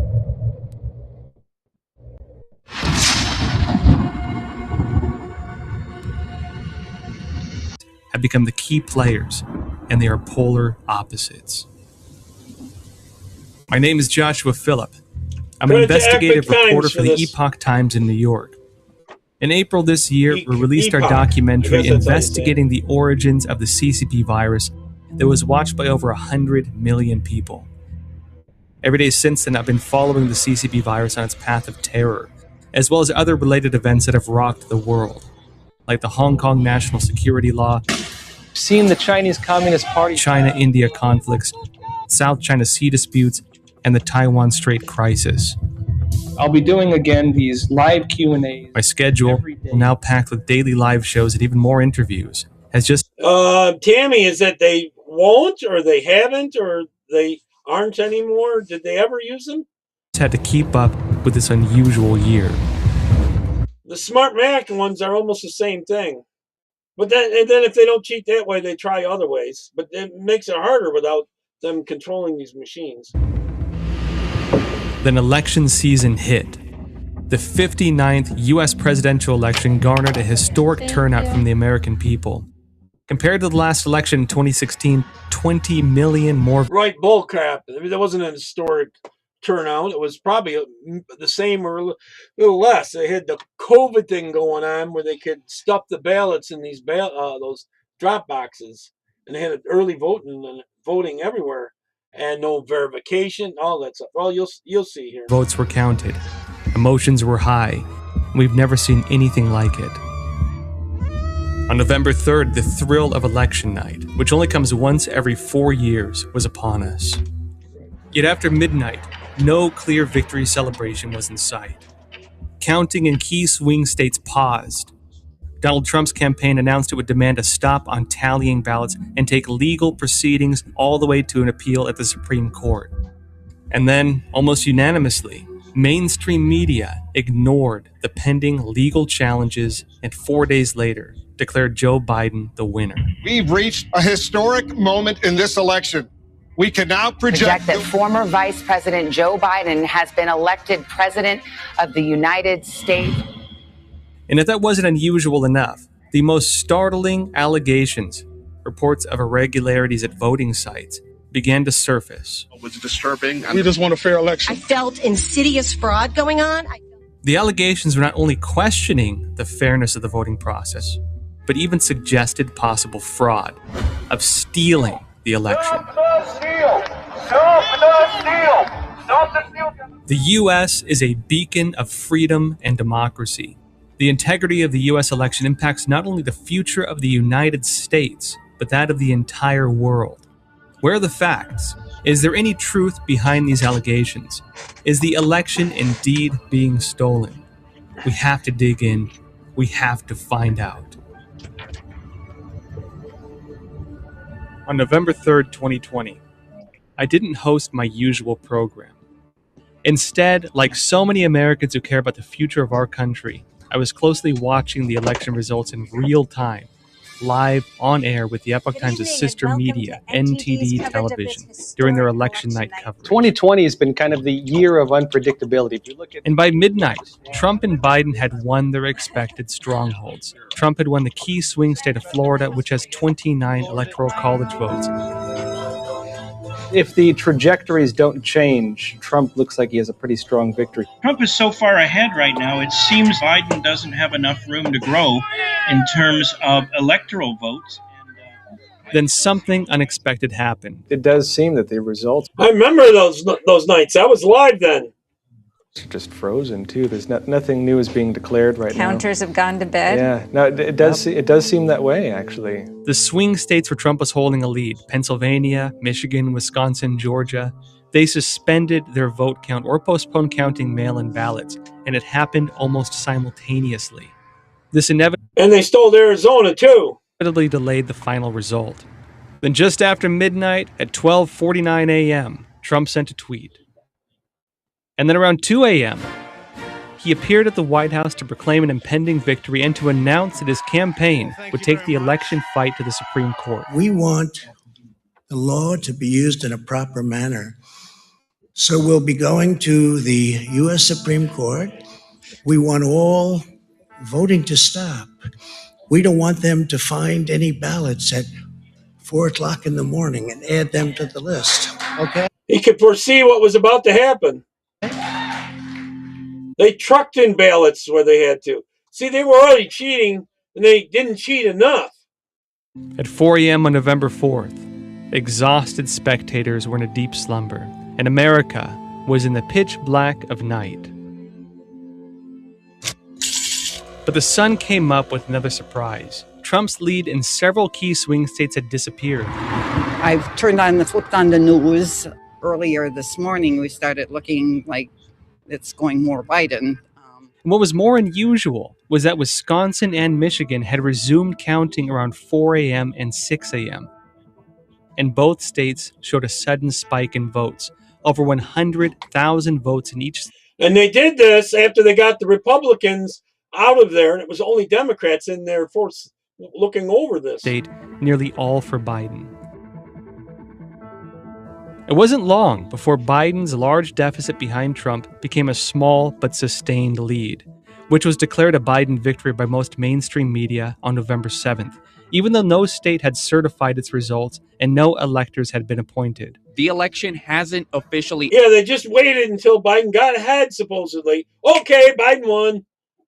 Ended, but the Trump campaign says they're suing in a number of states, which could potentially change the election results we have now. This caused me to go with a bunch of patriots down to D.C. on December 12th. I wasn't there on January 6th to protest this. Yeah, the crowds there were huge. I was live there, and that was, Now, second by second, I had watched the voting data come in on election night, and the count that came in on the morning of November 4th just didn't add up. What exactly happened before dawn on November 4th?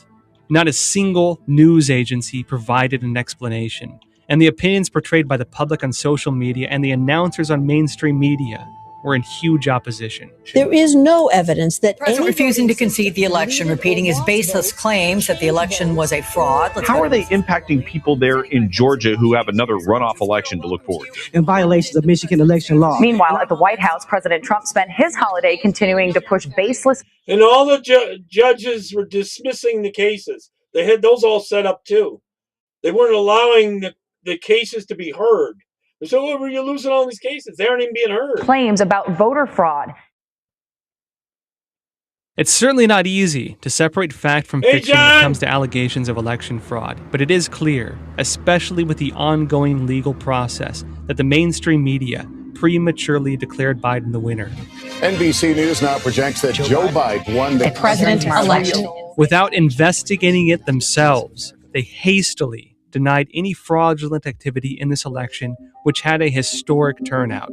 The most secure election ever, huh? Where is the independence, the objectivity, and the professionalism that we expect from the news media? Oh, there was still a lot there on December 12th, but yeah. The New York Times sources its voting data from Edison Research. Edison receives real-time election data from each state office directly, including from voting systems. Analyzing this data, I calculated the percentage of votes obtained by Trump and Biden against the total votes counted. And I found that on November 4th, within 7 seconds, after 6:31 a.m., Michigan saw a sudden influx of 149,007.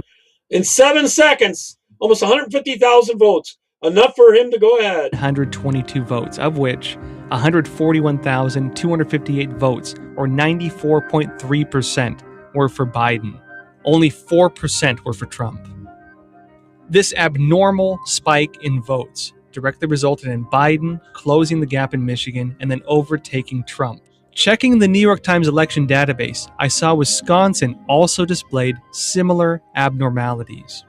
During the 5 minutes between 3:37 and 3:42 a.m. local time, 168,386 votes were tallied, of which 143,379, or 85%, were for Biden, and 25,163, or 14.9%, were for Trump. Before that 5 minutes, Trump had always been in the lead. This abnormality reversed the situation in Wisconsin and gave Biden the lead. In the currently contested Wisconsin results, Biden leads Trump by only 20,608 votes. Yet at 3:42 a.m. on November 4th, Biden received a peculiar influx of 143,379 votes. More swing states, such as Pennsylvania, Georgia, and Arizona, all had similar anomalies in their election vote count. Yet despite these abnormal statistics surfacing one after another, the mainstream media... How many people have gone and seen 2,000 Mules? I went and watched it at the movie theater. Well, did anyone else see that? I should play part of it on here one of these days.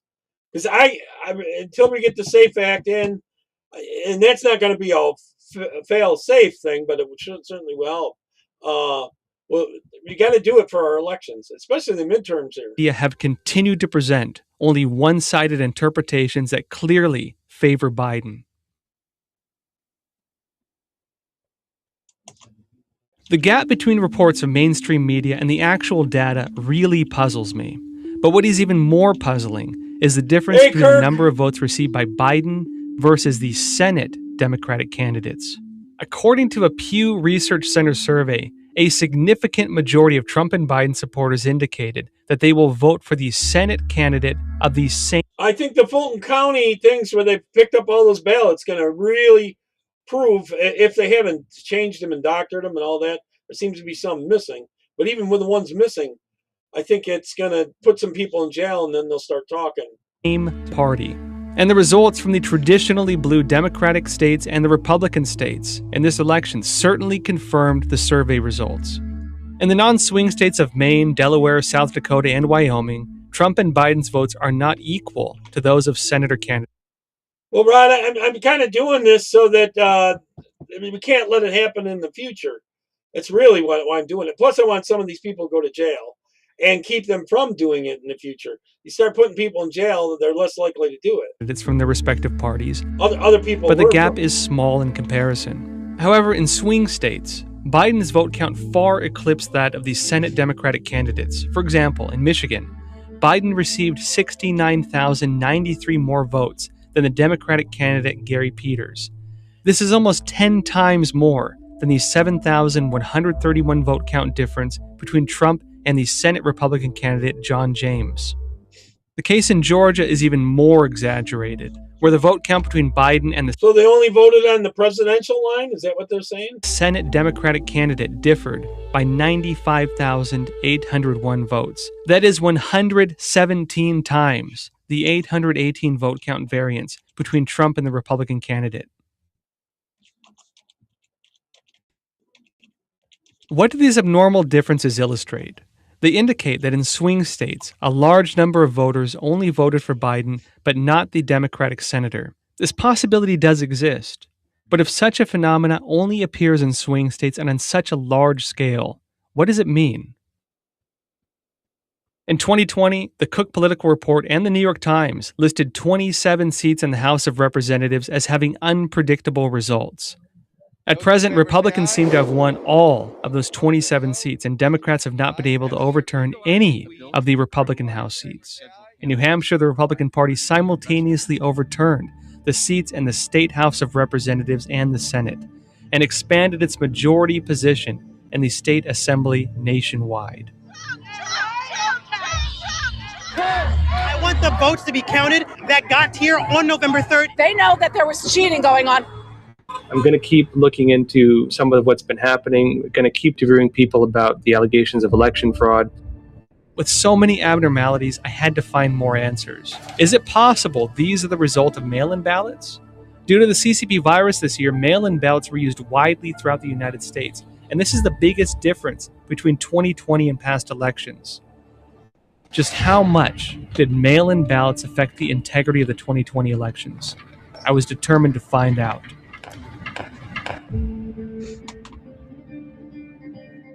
Since November 4th, witnesses and insiders have been coming forward with accusations and testimony of fraudulent activity in swing states. One whistleblower in particular caught my attention with his roller coaster experience. Pennsylvanian U.S. postal worker Richard Hopkins revealed this story to the nonprofit organization Project Veritas, exposing that Erie County Postmaster Robert Weisenbach told postal workers to separate mail-in ballots that arrived after November 3rd from other mail and to postmark them with an earlier date so they would be counted. They should have backdated the November. They used all forms of cheating. All forms. 4th ballot to November 3rd, correct? Yes. After speaking out, Hopkins was threatened by his superior, interrogated by federal agent Russell Strasser for 4 hours, and forced to sign an affidavit recanting his allegations. Right, that's why I'm playing this, so they can't get away with doing this again. We got to get the laws changed, put pressure on the thing. We have to win midterms, too. Hopkins was denied access to a lawyer and a copy of his signed affidavit. His Twitter account was also shut down. On November 10th, the Washington Post published a false report claiming that Hopkins fabricated the charges, and the New York Times followed with a similar story. However, the Washington Times published a completely opposite report, stating that Hopkins denied recanting his allegations. I'm here to say that I did not recant my statements. And I would like that the Washington Post recant their wonderful little article that they decided to throw out there. If Richard Hopkins' claims were false, why was he threatened by his superior? Why did completely opposite stories appear about him in the media? Did all 6... And we can't just jail the low ones. We got to get the higher up people that are behind this. States in dispute experience the same anomalies in this election? The media did not just deny Richard's statement. The New York Times reported that they interviewed representatives from every state, but not a single person mentioned that the anomalies could be election fraud. I had to question this. The American people really need the facts. A video was forwarded to me, featuring another Pennsylvania resident with explosive fraud allegations. I can't believe what I'm seeing right before my eyes. This has nothing to do with Joe Biden or Donald Trump. this has to do with our democracy. And I will tell you, there is corruption at the highest level in the city of Philadelphia. This I remember that video. That guy's a Democrat, actually. witness was an accredited election observer and a registered Democrat. I had to find out more, so I began investigating in Pennsylvania, which holds 20 electoral votes, the highest of all remaining swing states. I grew up in Philadelphia. I was in banking with JP Morgan for 12 years. I've been a Major League Baseball agent since 2006. And recently I was asked by the Republican Party to be a poll watcher at the Philadelphia Convention Center. First row of, I call them ballot counters, the people processing and counting the ballots, the first row was about 25, 30 feet. After that, the machines, the rows, they kept getting further and further. And this hall went back 150 feet, 200 feet. But we did not have access. We couldn't see the people closest to us, about 25 feet. You couldn't see what was Kirk, they go by any means necessary. They'll do whatever it takes. going on, unless you're Superman with X-ray vision, let alone see what's going on in the back. It was coordinated where they had supervisors to answer to. And in the back, there were exit doors. I have no idea who was there, but in the right-hand side, what caught my attention, okay, were black trash, which looked like piles of black trash bags. So I was standing there and I just couldn't believe what I was seeing. There was no transparency. There was no one there to answer questions. There were people taking pictures and video, and when they took the pictures and video, they were asked to delete them, or the security guard saw you. I wasn't the only one that took a video. However, if you look at that hall and the setup of the hall, obviously it looks like they're hiding something, and they don't want us to see something. So now there was a list at the convention hall of people that were not allowed in, and I was one of them. I'm not going to do conspiracies, but the reality is, if That's a must, Tammy. No drop box. somebody wanted to bring in ballots in that back door at the Philadelphia Convention Center, orchestrate it, they could have done it easily. Besides Pennsylvania, the state having the most rumors of election fraud was Michigan, with 16 electoral votes on the line. Wayne County, especially Detroit, is the region with the most whistleblowers. Really, when you count it at 16, it's a 32-point switch. Because you're taking them away from one column, putting them in the other one. So far. I got sent 7 absentee ballots with never applying for one. One of them was sent to me in my maiden name. And I went to vote in person on November 3rd. And after giving them my ID card, I ended up having to fill out an affidavit because I was questioned if I had voted already. And I haven't. Come to find out that somebody did vote in my name. I don't care who you voted for. Voter fraud's real, and this election is rigged. They were just rescanning, counting ballots 9 to 10 times. These workers were rescanning these batches of ballots numerous times. I mean, sometimes I saw between 8 and 10 times for them to be rescanned. That's just one person. That happened in a... Things are swinging more red there in your state, Rod. And, hopefully things will be cleaned up there. You get a few more... And Fetterman's not that bad as in terms of your senator, one of your senators. So I think you're heading in the right direction, Rod. Keep fighting. You're heading in the right direction. 24-hour shift thousands of times. The whole time I was there in a 24-hour shift, there was not a single time that I saw one ballot for Trump. Not a single time. The TCF Center became the focal point in Detroit, Michigan, as more and more witnesses emerged. This is where I witnessed they were counting ballots that were not registered. They weren't in the poll log, the QVF, and they couldn't verify them. The ballots that came in could not be matched with the electronic qualified voter file, and the ballots could not be matched with the paper file. Marianne, you can still win there. Counted those ballots. Possible. Boom. That's illegal. That's wrong. You can't do that. Also, in my affidavit, I said how I wanted to challenge all these other ballots, and I was prohibited from doing so. So if you question anything, they would intentionally circle you and intimidate you. At one point, I was trying to challenge one of the names on there, and the woman actually turned around and physically pushed me away. The atmosphere in the room was really hostile. There were multiple times where when I was at my table, I got just hollered at for like stepping closer to try to look. So there was boxes and almost like suitcases back there too. A big pile of them with saran wrap all over them. We inquired about those, and the young guy who was standing there, he goes, if you don't walk away from these suitcases or from this back door, I will arrest you. I was not feeling comfortable. No idea what's going to happen. The little baby, I'm pregnant, want to keep myself safe. And so it was around this time that I started thinking about I need to leave. I estimate right there fraudulent votes that they counted, I saw with my own eyes, 8,000 to 16,000 fraudulent votes. I do believe that fraud was very evident at the TCF Center in Detroit. There were so many inconsistencies, so much intimidation, and I can't figure out what you would be doing unless you were hiding something. It just didn't add up. We have stuck our necks. Yeah, John, they just got caught. They got caught because it was so over the top. It was impossible to believe it, you know?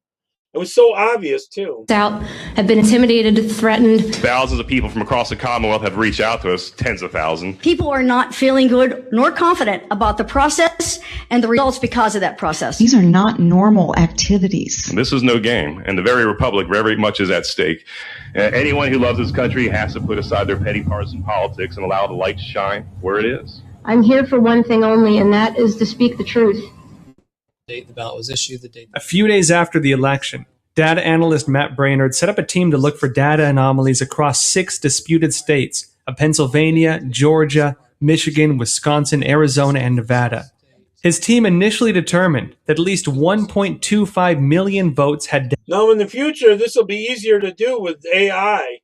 You know, you got to control the AI. Data irregularities. They then investigated the abnormalities by phone calls and data cross-referencing.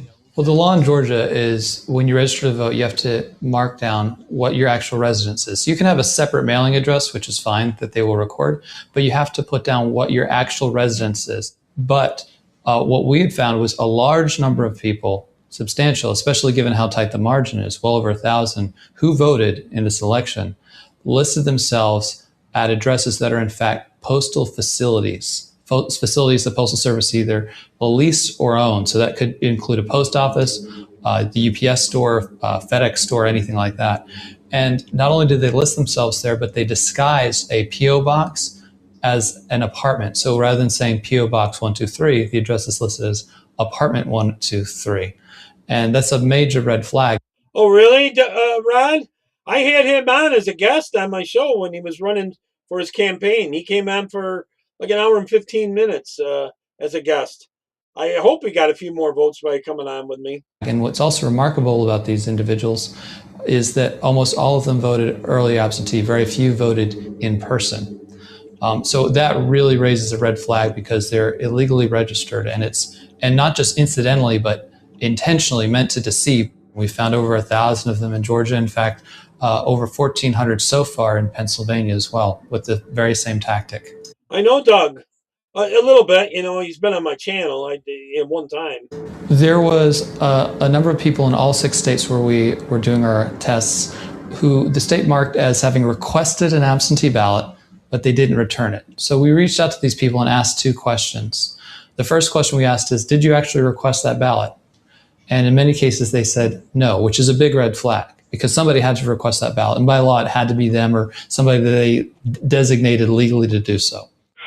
We show that in the state of Pennsylvania is marked as having received an absentee ballot request from you, but did not receive your absentee ballot. Did you request an absentee ballot?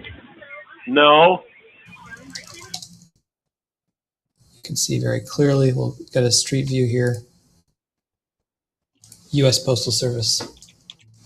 Open and shut. Fraud. And they have an apartment number. Yeah, so that's actually P.O. Box 244, but as you can plainly see, I'd be happy to share. We ran 6 different analyses, in fact, 7 now in Pennsylvania, and all of them showed problems. We ran an analysis where we called people who had moved, yet they were told that they had a ballot cast in their name. We called them and asked, did you vote? Did you actually cast that ballot? And we found people that said, no, they didn't. We dialed into precincts that had exceptionally high turnout and spoke to people who had voted in this election, but didn't have a record of voting much at all, if ever at all, before, and found people in that universe that said, no, I did not cast a ballot. Somebody else cast that ballot in my name.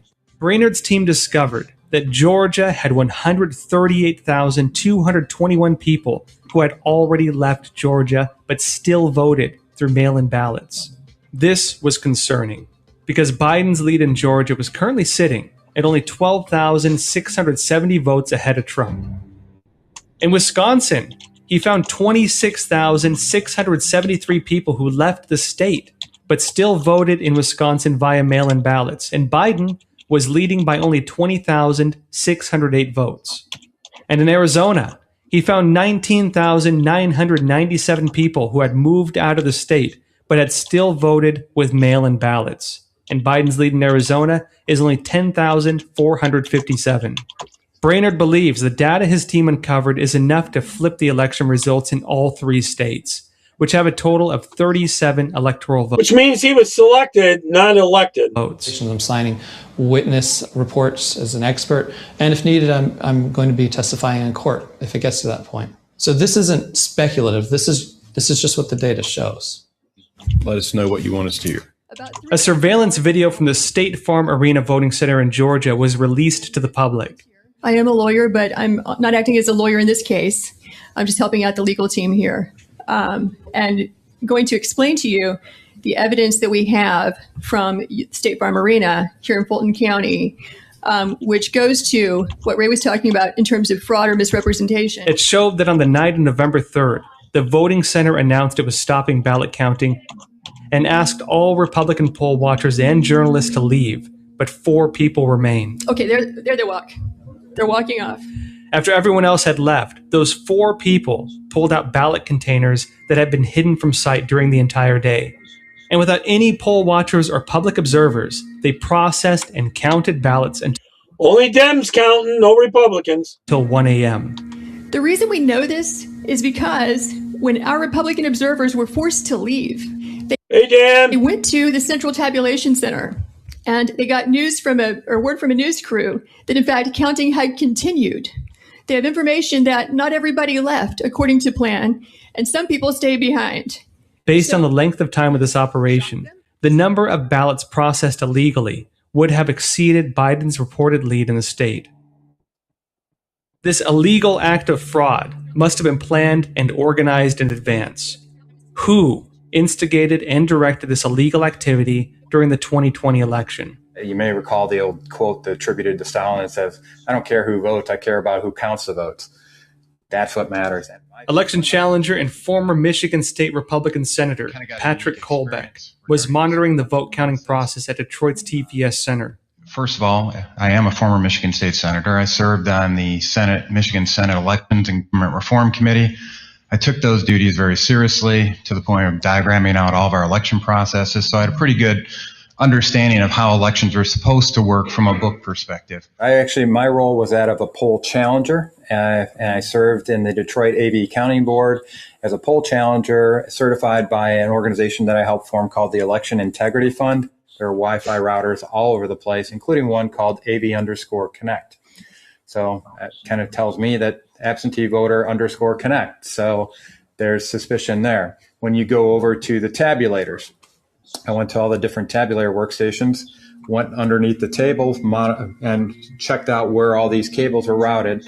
All the tabulator computers were connected via Ethernet cables to a network router, and that router in turn was connected to another router, was connected to the adjudicators. Those were connected to another router / firewall, probably. It was a little bit different spec on it than the normal one, which was connected to the internet, which was connected to the local data center. Oh, I so agree with you, Tammy. So rigged. Even the polls are rigged. And so it's in anybody understands. She's talking about 2016 they were rigged, but we outvote the cheating is what we have to do. IT understands that if one computer is connected on a network to the internet, all the computers on that network are connected to the internet. A voting machine connected to the internet is especially vulnerable to hackers.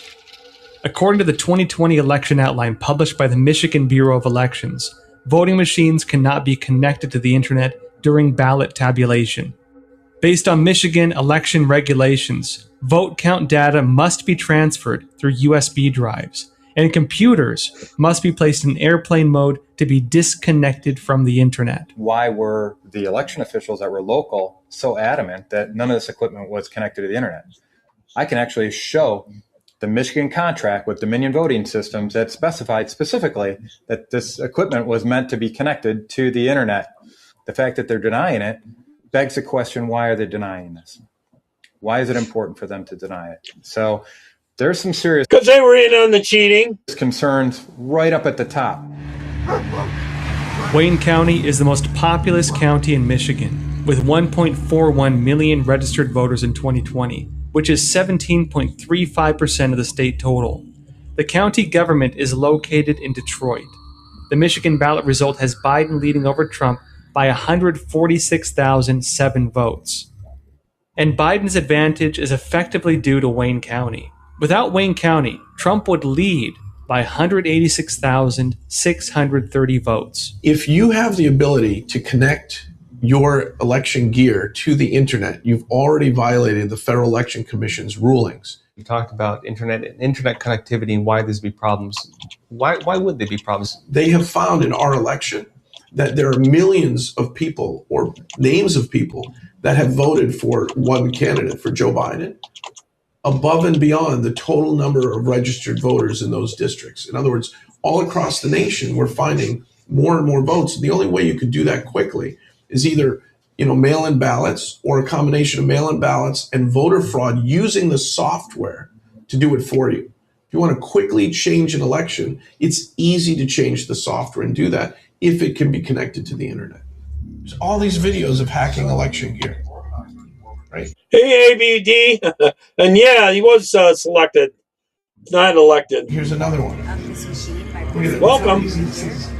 When it's off, removing the card reader, removing this, you don't need any tools to do this. Unplugging this, again, you don't need any tools to do this. Turning it on, all you have to do is pick this lock here with a ballpoint pen. Open this up, press the red button. So she's rebooting, and when she reboots, guess what? Error messages. Get a few error messages. Now she has administrative permission to give you 200 votes to my one. Full admin access, under 2 minutes. Years ago, you had to be a super hacker. And if you look at some of the videos from the and they have curtains there where you're voting, so you could get away with that. HBO documentary on hacking election gear to CBS, NBC, CNN, Fox, and others, for the past 5 or 6 years, they've shown all these vulnerabilities in all this gear. So it's super easy. It doesn't require super intelligence. The number of methods of election fraud alleged in the 2020 election kept growing, as more and more evidence kept coming in from sworn affidavits by eyewitnesses and because they tried everything. Careful data analysis. I began to realize that our investigations had only just scratched the surface. What I saw was not a secure and transparent election. What I saw as a forensics expert was an election process that was forensically destructive. No track, no remedy, no record. I believe, beyond a shadow of a doubt, we have evidence of a massive transfer of completed, curated ballots ready to be injected into counting centers. Dominion. Every witness I interviewed, including many whistleblowers, pointed at a connection between Dominion voting machines and election fraud allegations. Is that why Dominion became a public focal point after election night? According to Dominion's official website, the Dominion voting system is currently used in 28 U.S. states and the territory of Puerto Rico. More than 40%. You know where they also use the Dominions? In every country that they flipped over to socialism to make them communism. Down in Venezuela, Cuba, all those places originally. Well, not Cuba. A lot of South American ones and some over in the Middle East even. Percent of U.S. voters vote through the Dominion voting system in general elections. 65 of the 83 counties in Michigan use the Dominion voting system. 159 counties in Georgia also use it. And in Arizona, Dominion serves 2.2 million voters in Maricopa County. When I typed in Dominion voting Amazing how it always happens in the blue counties, isn't it? system and safe in a Google search, the first result I got was a USA Today story, fact check, Dominion voting machines didn't delete votes from Trump, switch them to Biden, followed by similar headings from other media. When I typed in Dominion voting system and fraud, the first thing I saw was AFP's fact check, video of Dominion voting employee in Georgia does not show election fraud. Next, a Fox News report on Dominion stated, DHS calls election. I get all that kind of stuff on my stuff. I'll probably get a warning later on it or something like that saying that it's misinformation talking about the elections. The most secure in America history. Mainstream media seem to have already prepared voters with a set of talking points to immediately counter any possible fraud allegations. But if you search deeper, you'll see that prior to this presidential election, mainstream media presented a completely opposite perspective on the security of Dominion voting systems. They were previously skeptical of Dominion security. In April 2018, the New York Times showed viewers how easy it is to hack an election via a video of University of Michigan's computer science professor J. Alex Halderman, demonstrating to students the hacking process of a Dominion voting machine. So it was intriguing to me to see that same J. Alex Halderman appear on Fox News this year and emphasize that the 2020 election was the most secure election in American history. Professor, did Dominion voting machines change any votes? Well, no. There is absolutely no evidence, none. Similarly, CNN published a video in November 2016 titled, How Hackers Could Swing the Election, warning of the high risk of hacking attacks on electronic voting systems. Another CNN video published in Good point, John. Thank you. I got to keep saying that this is for entertainment only purposes. Good point, John. August 2017 said, we watched hackers break into voting machines, showed participants at the World Hacking Conference DEF CON successfully hack into all voting machines available.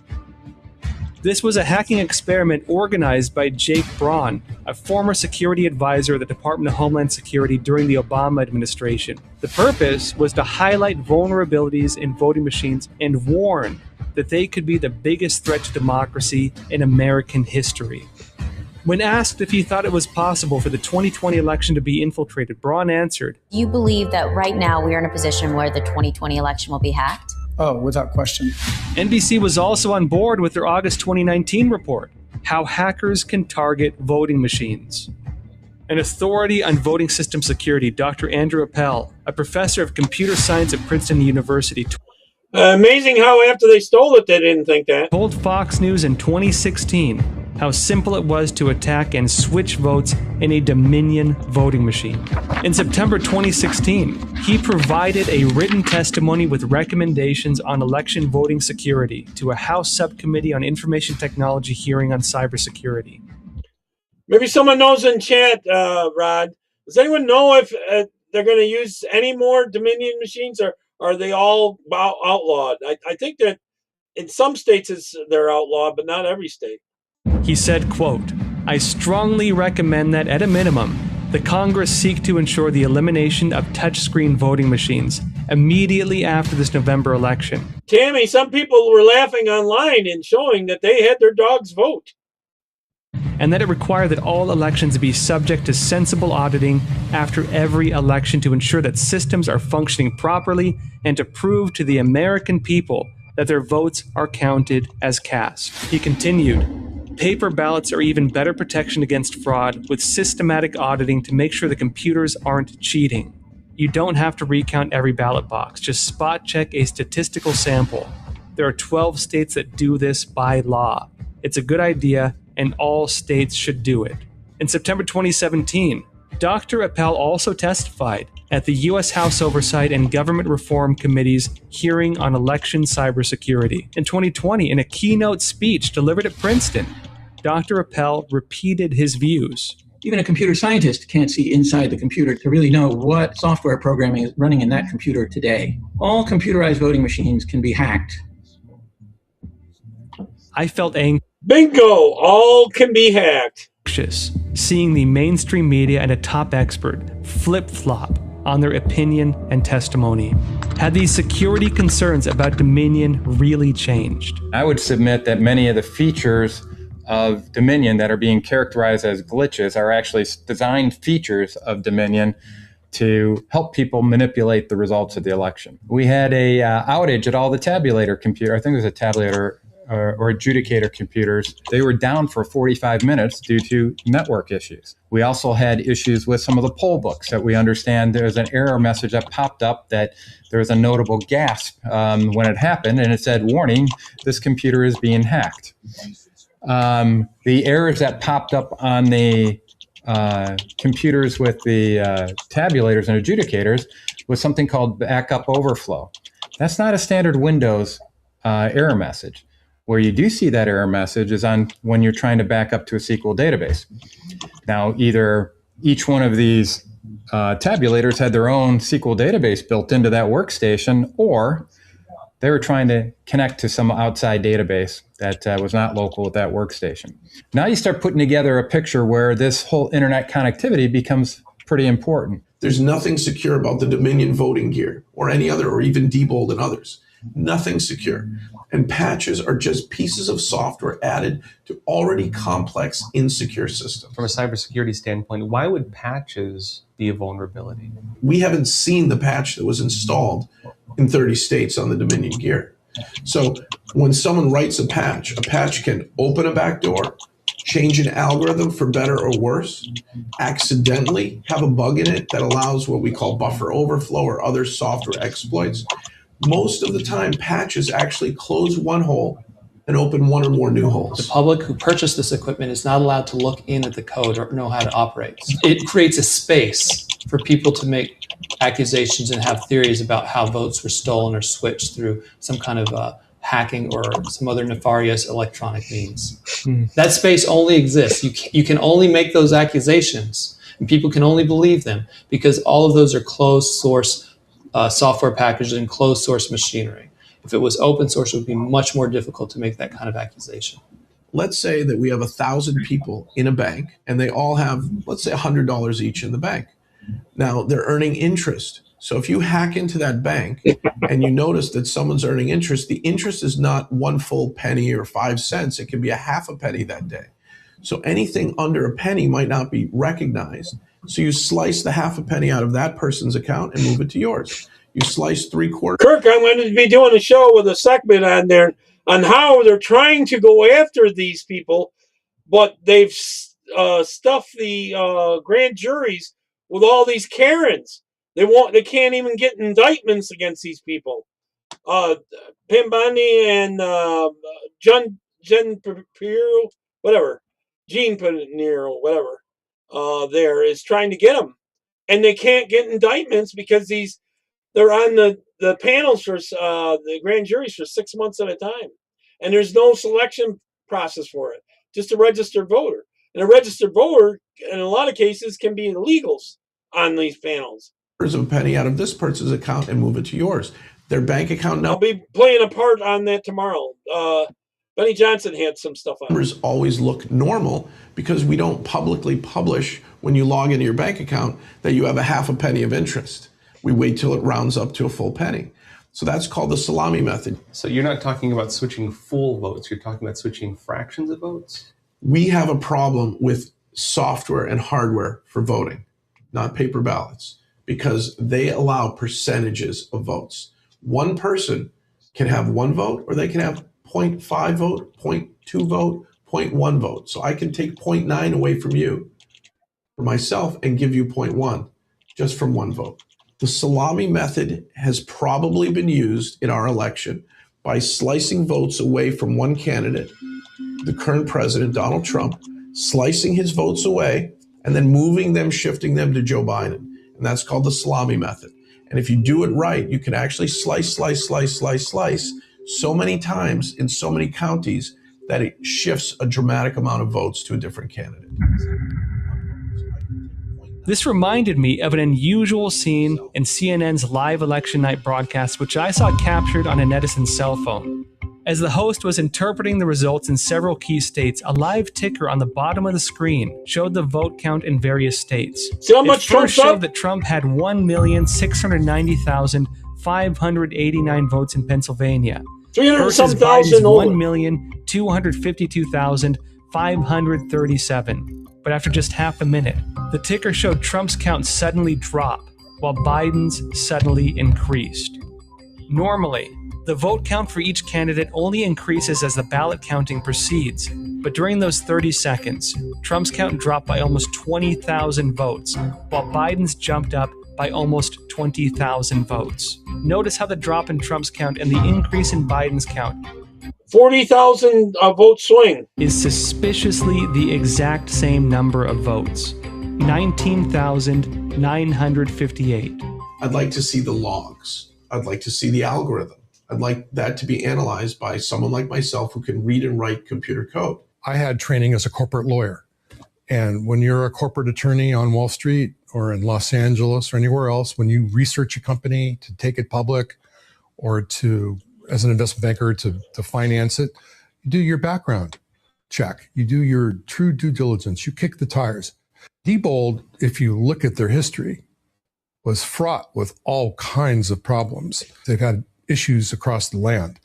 And eventually their software, their hardware, their IP all wound up in the hands of, guess who? Dominion. It's not just Dominion, by the way.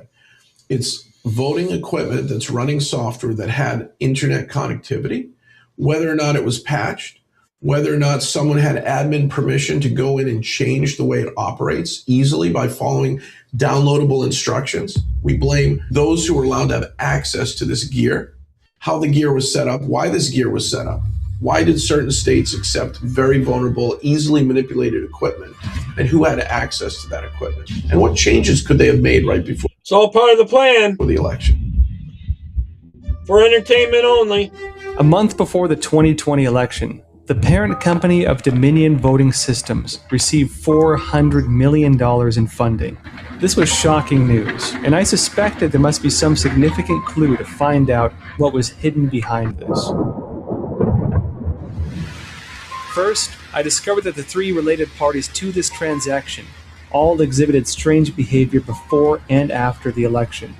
Staple Street Capital, a middle market private equity firm, was founded on June 9, 2009 and purchased Dominion on July 16, 2018 for about $265 million. Shortly after the election on November 3rd, the company website underwent a full transformation. All information about the company's founders and investment portfolios were deleted. One can no longer find any relationship with Dominion from the website. Dominion Voting Systems. On the evening of November 19, 2020, the head of Dominion canceled at the last minute a planned appearance at the Pennsylvania House of Representatives hearing. Instead of running towards the light of honesty and integrity, Dominion Voting Systems retreated to the darkness. Why are they hiding from us? The next day, Dominion's product strategy and security director, Eric Coomer, went missing. His bio was deleted from the Dominion company website. The company's Canadian headquarters in Toronto suddenly closed, and the U.S. headquarters in Denver, Colorado also closed without notice. Coincidentally, things that make you go, when Dominion became a global focus after the election, over 100 employees, a third of the total workforce, erased their LinkedIn records, including Dominion's employees in Serbia. Hey, UBS Charles. Securities LLC.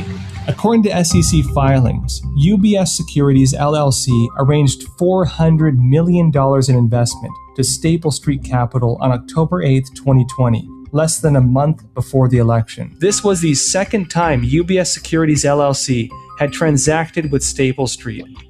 The first time... Kirk, maybe it ended up making us wake up, and we found a lot of the snakes that were in Trump's first administration, you know?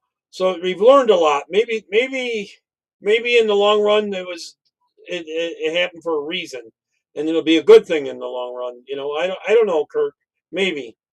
Was on December 19, 2014 in the amount of Hopefully we can change the future. $200 million. We also discovered that there are two firms called UBS Securities in the world. One is registered in New York with an LLC suffix. The other is registered in Beijing with a co-Ltd suffix. UBS Beijing also recently undertook some very peculiar actions. On the morning of December 1st in the US, lawyer Lin Wood alleged on Twitter that China purchased Dominion Voting on October 8th for $400 million. On the previous day in China, UBS Beijing's board of directors saw 11 out of 14 members replaced. Was the large-scale replacement of board members at UBS Beijing a coincidence? 11 out of 14? That's serious replacement. Or was there some kind of relationship? Making a sizable investment into the parent company of Dominion, which had a 40% market share in the US electronic voting equipment space right before the election, suddenly propelled UBS-NY into the focal point on social media. I took a deep dive into the corporate structure of UBS Securities LLC.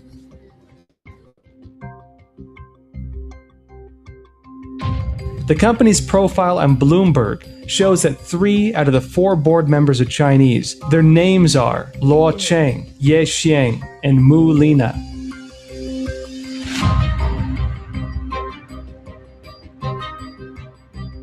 Other than Luo Qiang, who has French nationality, the other 2 are Chinese nationals with very close ties to UBS Beijing. Based on public information, Luo Cheng is a banker who held senior executive positions at Citibank and Morgan Stanley. Between 2004 and 2012, he was the chief banking specialist at the International Finance Corporation, a member of the World Bank Group. During that time, Luo also served on the board of UBS Beijing. Luo Cheng held board positions at both UBS-NY and UBS Beijing. Ye Xiang has a very diverse background. Other than being a board member of UBS-NY, he is also the managing director at Vision Gain Capital in Hong Kong, as well as a columnist for Caixin, a media company with deep ties to the CCP. At the same time, Ye is an independent board member of at least 6 other companies in China, and a supervisor of more than 8 Chinese companies. Before the sudden change in board members at UBS Beijing, Ye had been chairman of the board at UBS Beijing for over 10 years. In Hong Kong, Ye had been the senior consultant for chairman and CEO of Hong Kong Securities and Futures Commission, an executive director of Bank of China International, a senior analyst at the Hong Kong Monetary Authority, and secretary of foreign financial institutions at the People's Bank of China. Mu Lina is a 40-something finance undergraduate. Along with being on the board of UBS-NY, she is also the director of wealth management funds and head of fund operations at UBS Beijing. Mu's background is shrouded in secrecy. Her photo cannot be found on the internet. Is everyone starting to think that Biden team and China were working together? It should be noted that Mu is an independent board member of 2 companies, Chongqing Three Gorges Water Conservancy and Electric Power Co. Ltd. and SureCam Corporation, until September 7, 2020. SureCam Corporation's business includes Internet of Things, cloud computing, and big data. Its CEO, Pan Fan, was an employee at Huawei for 14 years. Similarly, SureCam's business focused on Internet and surveillance, and Internet and law enforcement. It participated in the construction of the 3-dimensional social security system, as well as the Skynet project, a video surveillance system, electronic fence, and other CCP digital totalitarian efforts. It can be said that SureCam is a miniature Huawei and an enabler of the CCP's digital totalitarian state. The 3 UBS-NY board members, Luo Qiang, Ye Xiang, and Mu Lina, all held board or executive positions at UBS-NY and UBS Beijing, either at different points in time or concurrently. There is a clear link between the 2 UBS Securities companies. UBS Securities Co. Ltd., or UBS Beijing, was established under personal supervision by the current vice president of China, Wang Qishan. According to the company's Chinese website, UBS Beijing was registered toward the end of 2006 as the first foreign-invested, exclusively managed, fully licensed securities firm in China. Based on the name, people often associate UBS Securities with the Swiss bank UBS. However, the company was actually a rebranding of the failed state-owned company Beijing Securities. Current UBS Beijing chairman, Chiang Yu-jun, presented during a 2017 interview that UBS Group received a full license of Beijing Securities with a 24.99% stake in UBS Beijing. Other stakeholders, including Beijing Guoxiang Asset Management with 33%, Guangdong Provincial Communications Group with 14.01%, China Guodian Capital Holding with 14%, and COFCO Group with 14%. Note that Beijing Guoxiang only had one shareholder, China Construction Bank.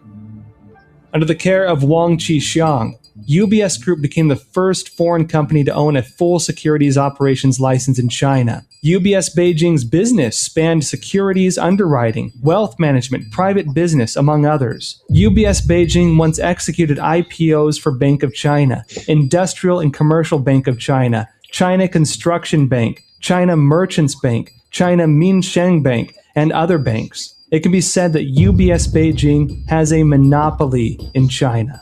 When the CCP introduced new policies in 2018 to allow controlling stakes by foreign companies, UBS increased its stake in UBS Beijing to 51%. Yet the company continued to be under CCP control as the board and executives were all Chinese nationals even to this day.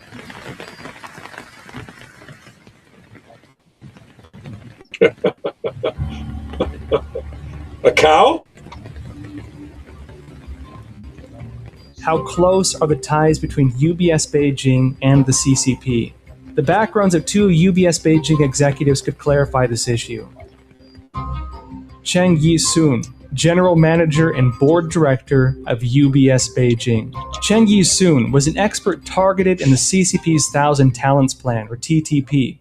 A report on FX168.com describes Sheng and his wife, Xu Xiaohong, as special targets of the TTP. Cheng's uncle, Xu Xiaohong? Cheng Kai-jia, was the founder and architect of CCP nuclear experimentation and the recipient of the 2 bombs, 1 satellite medal. Cheng Yi-sun studied nuclear science at university and only... Yeah, Tam, I think they tried and they didn't get them or something like that. I forget exactly. The servers were over there or something at Wang Wang. Okay. Changed professions after studying abroad. Xu Zhe, Board Director of UBS Beijing, Manager and Chairman of CapInfo Co., Ltd. CapInfo is viewed as the industry leader among Beijing's state-owned enterprises in the realm of e-government. Its partners include Huawei, ZTE, Unit 61019, and 61195, Science and Technology Exchange Center of the Chinese People's Liberation Army, the Chinese military, the Institute of Computer Technology at the Chinese Academy of Sciences, and others in the political legal system. CapInfo has multiple layers of partnerships with the military, intelligence, and political legal systems. It is a classic example of a military-civilian fusion enterprise. Add to that Mu Lina, with her background in Huawei Junior Surecam Corporation.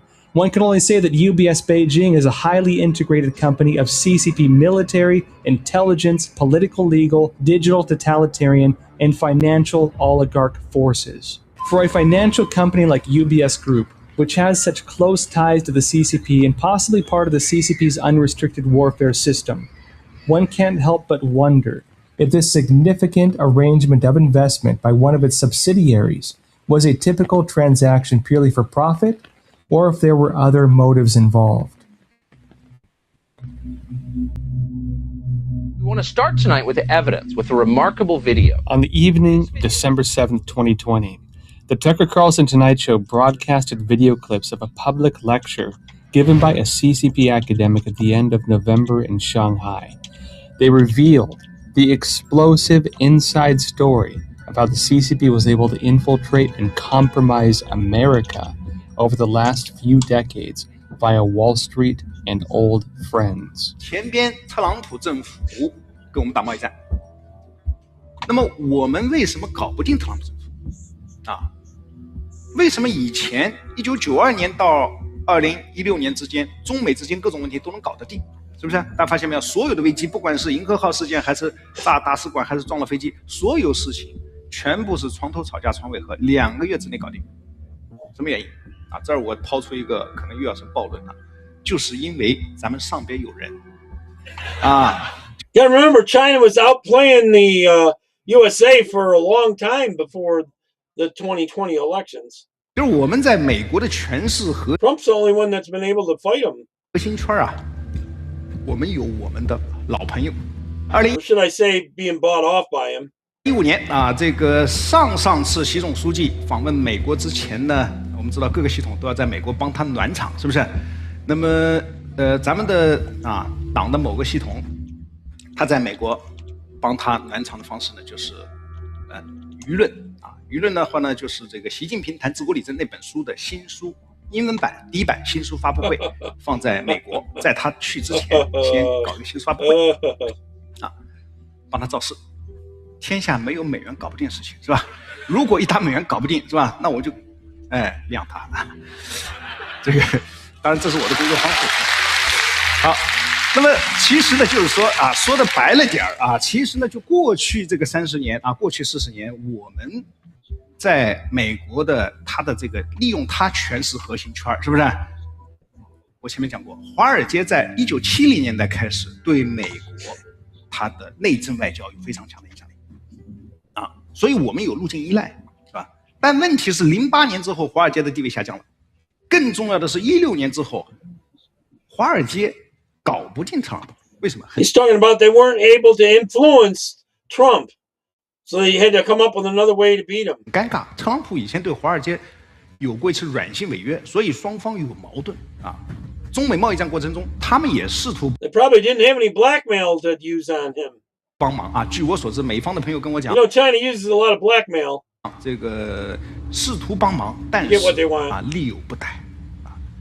但现在呢？现在我们看到拜登上台了，传统的精英、政治精英啊，这个建制派，他们跟华尔街的关系是非常密切的。所以大家看到吧，拜登的儿子被特朗普说你在全球有什么基金公司，发现没有？谁帮他建的基金公司啊？明白吗？这个都有买卖啊。那么，所以这个时候啊，我们以恰当的方式进行一定 Wow, they all bought into that masking crap over there. 的这样一个表达一个善意啊，我个人理解，当然这个受限于我的专业基础是吧？我们是从国际政治经济学的角度去理解这个事儿。那么我认为啊，有它的战术和政治的价值在里边。The speaker is Dr. Di Dongsheng, Vice Director and Secretary of the Center for Foreign Strategic Studies of China and Vice Dean of the School of International Relations, Renmin University of China, and a member of Xi Jinping's Brain Trust. Even though Di is part of Xi's Brain Trust, he seems more like a CCP whistleblower here. Throughout his speech, he conveyed a full picture of the CCP's unrestricted warfare against the U.S. over the past 30 years. Many Americans only began to grasp the meaning of the CCP's unrestricted warfare concept due to this year's pandemic. The attack on Pearl Harbor was an overt strike by the Japanese, but to the CCP, a war for global rule can take many forms, with no restrictions, as long as the objective is ultimate victory. The CCP had already proposed back in the 1990s the use of unrestricted warfare to defeat America.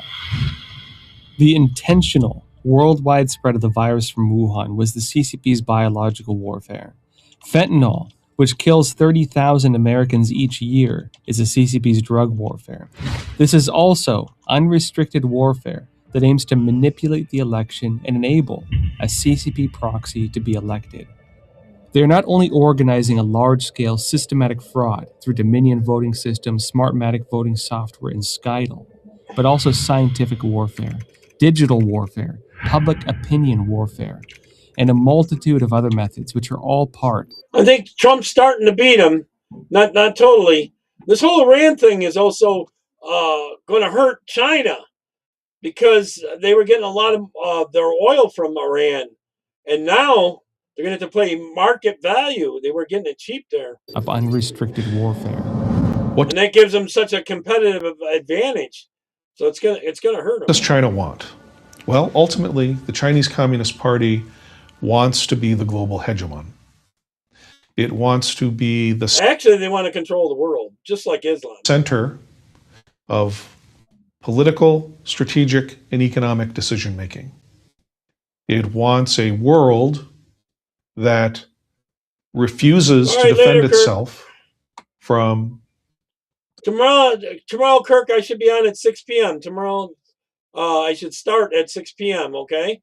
I got some important videos I definitely want to share tomorrow. the Chinese Communist Party, so that the Chinese Communist Party will never be challenged in China, that it will maintain its dictatorship of power forever. Cyber warfare assists all of these goals. And the manipulation of elections, if possible, is certainly an option that the Chinese Communist Party would want to exercise as it proceeds to make the world safe for its dictatorship. The challenge that we face is that the Chinese Communist Party sees political warfare as its primary motivation or primary axis of war. It's not about weapons. It's about using influence and financial incentives to encourage the kind of behavior they want, whether that be a corporate leader, whether it be a financial leader, whether that be a political leader. So we're today in their element. Many phenomena and conflicts in society are actually part of the CCP's unrestricted warfare. Why is there increasing division between Americans based on political alignment? Why have Antifa attacks, vandalism, looting, and other violent attacks been appearing across the nation? Why does it seem like the media and social media all have an invisible propaganda department in the background controlling freedom of press and freedom of speech? Why are anti-CCP opinions and content exposing election fraud blocked or deleted by Facebook, YouTube, Twitter, and others? Why are the mainstream media declaring Biden the victor of the 2020 election and totally ignoring the provisions set forth in the Constitution of the United States? These are all strategies in the CCP's unrestricted warfare playbook. Penetrate fully into the enemy's cells, use a 1,000 talents plan to steal technology, use the media, associations, and social media to create social conflicts, get someone who will bow to Beijing's will elected, and advance forward until total control over the nation is achieved. It's worth noting that the CCP's infiltration of American society could not have occurred without the support of the elites of the Western world and special interest groups. These are the so-called old friends of the CCP. Who are these old friends? Let's flip back to January 2008 when Obama was sworn into the White House. Barack Hussein Obama, do solemnly swear. Dana Simpson is an expert in election integrity and technology. According to her years of investigations into Dominion, she discovered that Dominion was able to obtain 30 to 40% of the American electronic voting machine market as a result of Obama directing the then Attorney General to ensure his own re-election. In addition to uncovering how the Department of Justice helped Canada's Dominion acquire a firm foothold in the U.S., Simpson also found out from a Serbian journalist that Obama's Vice President, Joe Biden, visited Serbia in May 2009 to, quote, cut a deal to help Serbian hackers in Belgrade, where he was visiting to get control of information about voting machines. Dominion has also made donations to the Clinton Foundation. On June 9th, Staple Street Capital was officially registered. The private equity firm was founded by Stephen Owens and Hutan Yagudzabe. A member of the operating executive board was William Kennard. All three were former employees of the Cargill Group. Kennard was also the chair of the Federal Communications Commission from 1997 to 2001 during the Clinton administration. Thus, he oversaw media and communications in the United States. Kennard donated to the Obama election campaign. From From 2009 to 2013, Obama appointed him as the U.S. ambassador to the European Union. On November 7, 2020, the fourth day after the election, AT&T announced William Kennard as the new chairman of the board. AT&T is the largest provider of communication services in the United States. Plus, with its acquisition of Warner Media, AT&T controlled CNN and multiple TV networks. In July 2018, Staple Street purchased Dominion. This implied that Kennard commanded the company that determined election results and then had more sway over American public opinion after the election through AT&T. On December 20th, 2014, UBS NY arranged an investment of $200 million in Staple Street. Subsequently, on October 8th, 2020, UBS NY injected $400 million in Staple Street. Affiliate UBS Beijing was... Listen to all those big, huge numbers. Man, they're playing around like it's pocket cash. ...founded and controlled by Wang Qishan in 2006. At the same time, former CCP chairman Jiang Zemin and his grandson Jiang Jicheng, through Sequoia Capital's China branch, also took control of voting software developer Smartmatic, which is also related to Dominion. The Carlyle Group was founded in 1987. Investment tycoon George Soros, I don't know how to change that, Marianne. I'd have to keep muting that thing every time. became a limited partner at Keitel in the mid-90s. Keitel I'll try to stop it and talk. has been a force for globalization and has kept intimate partnerships with the CCP for a long time. After entering China in 2005, Keitel played important roles in privatizing state-owned enterprises and witnessed how families of CCP elites stole from China.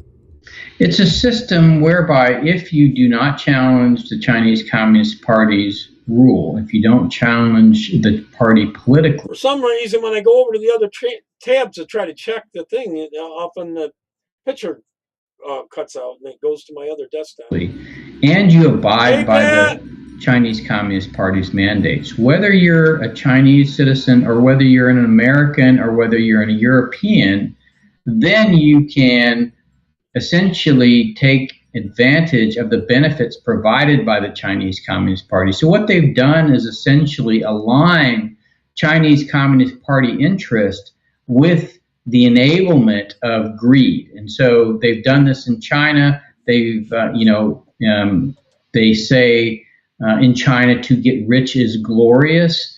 And in addition, they've been able to essentially incentivize the leaders of large tech companies, large financial institutions in the United States, the leaders of academic institutions, political leaders, and this is not just in the United States, but in democracies all around the world. And so essentially we face the destruction of the democratic order, but not at the hands of an adversary wielding nuclear weapons or with shock troops. It's really using our own tendency to essentially fall victim to greed. It's simple greed. Well, China has a big stake in these elections. They've made it very clear they want to get rid of President Trump. They're much more comfortable with Biden. So what they've done, they've had these networks for some time. But there are communist parties in America that owe allegiance to the Chinese Communist Party. I'm talking about Liberation Road and their subgroup called Left Roots, the Communist Party USA, and others. And what these groups have been doing for several years now is setting up voter registration groups in key states that could be flipped from Republican to Democrat, for instance. And what they do is that they deliberately set up these groups to target minority voters who lean Democrat but don't normally vote often. They call them low preponderance voters, low propensity voters. And so in Virginia, for instance, they've had New Virginia Majority for some time. That's been working for over 10 years, and they take credit for flipping that state from Republican to Democrat. But this election now, they've run this out of San Francisco, a group called Seed the Vote. Now, that is a front for the Chinese Progressive Association, which is a big voter registration group, community organizing group that's been based in San Francisco since the 1970s and has always been a tool. Now, I know a lot of Chinese out there now that are becoming conservative and are going against the Communist Party. Now, I would say maybe 10 years ago it wasn't that way, but it's becoming that way now.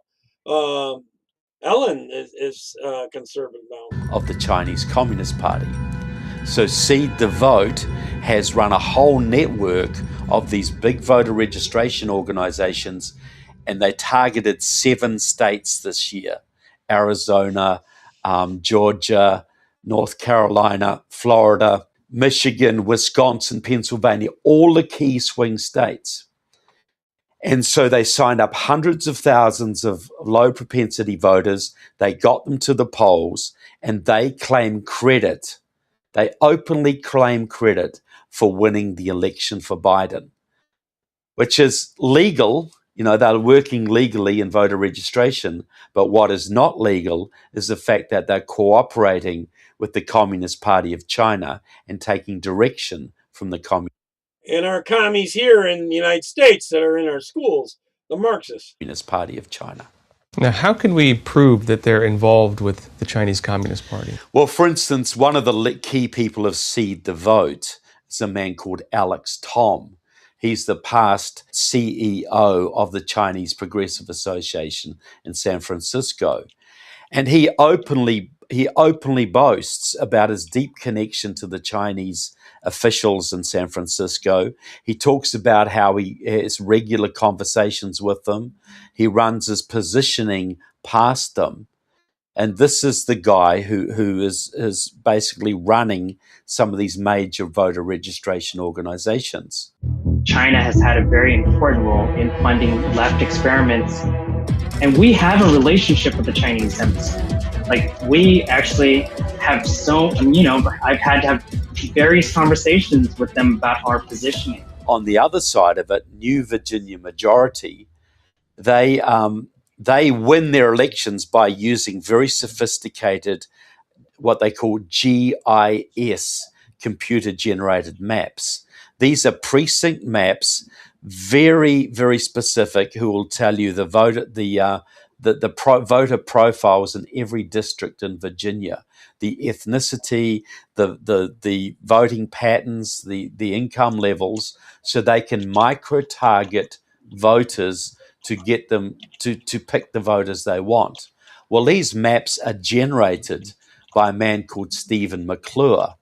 He's a supporter of Liberation Road, the major pro-Chinese Communist Party behind this. And he works out of the geography department of Wuhan University in China. He is generating maps used to flip districts in Virginia and presumably other southern states as well.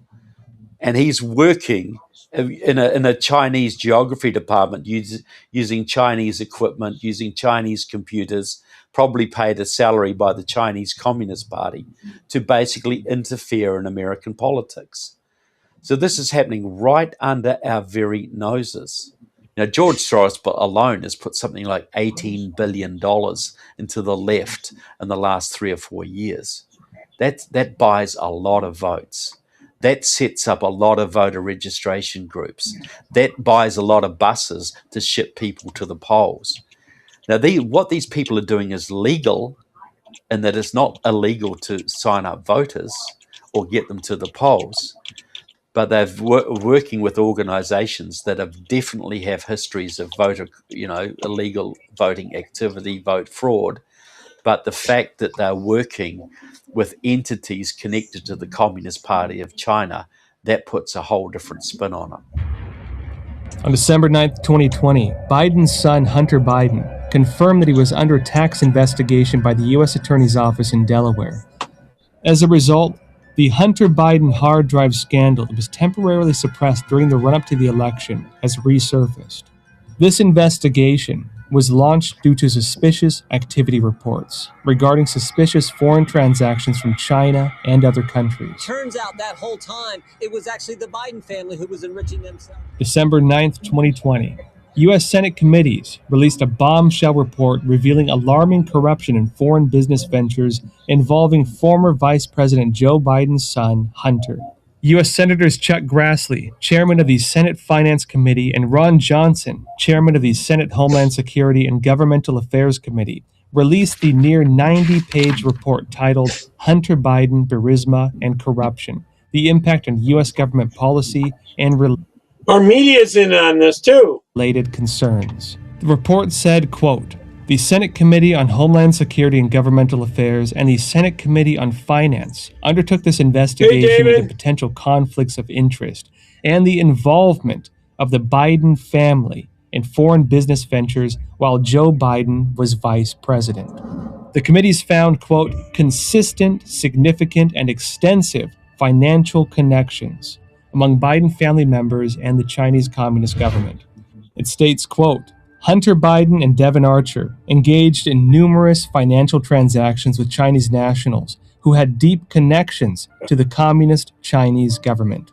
It continues, quote, these Chinese nationals included Ye Jianming, founder of the CEFC China Energy Co. Ltd., and chairman of the board for its subsidiary, the China Energy Fund Committee. The report continues, stating, thus, there exists a vast web of corporate connections and financial transactions between and among the Biden family and Chinese nationals.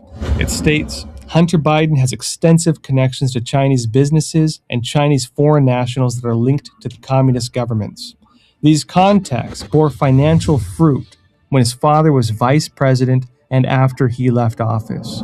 The report warned that the investigation found the Obama administration knew about and ignored Biden's problematic position on the board. Well, clearly, I think China believes that they have a much better relationship with a potential President Joe Biden. That's clearly, portrayed when you look at the immense amount of money that they funneled through to Hunter Biden. But that goes without saying, because the challenge they've had with President Trump has been the fact that he's been pressuring them on almost all fronts, whether it be trade or finance or immigration or theft of intellectual property. He's basically unleashed the federal government to go after the Chinese Communist Party. Now, this has been completely opposite to the approach taken by all the former presidents since Kissinger, and certainly was counter to what I witnessed with the Obama administration, where Joe Biden was the vice president. So I think their clear incentive here is to reset the relationship between the U.S. and China in a way that promotes the Chinese Communist Party's interests. On December 9th, 2020, YouTube announced, we will start removing any piece of content uploaded today or any time after that misleads people by alleging that widespread fraud or errors changed the outcome. Yep, and I got taken down several times because of this. Many times. Outcome of the 2020 U.S. presidential election.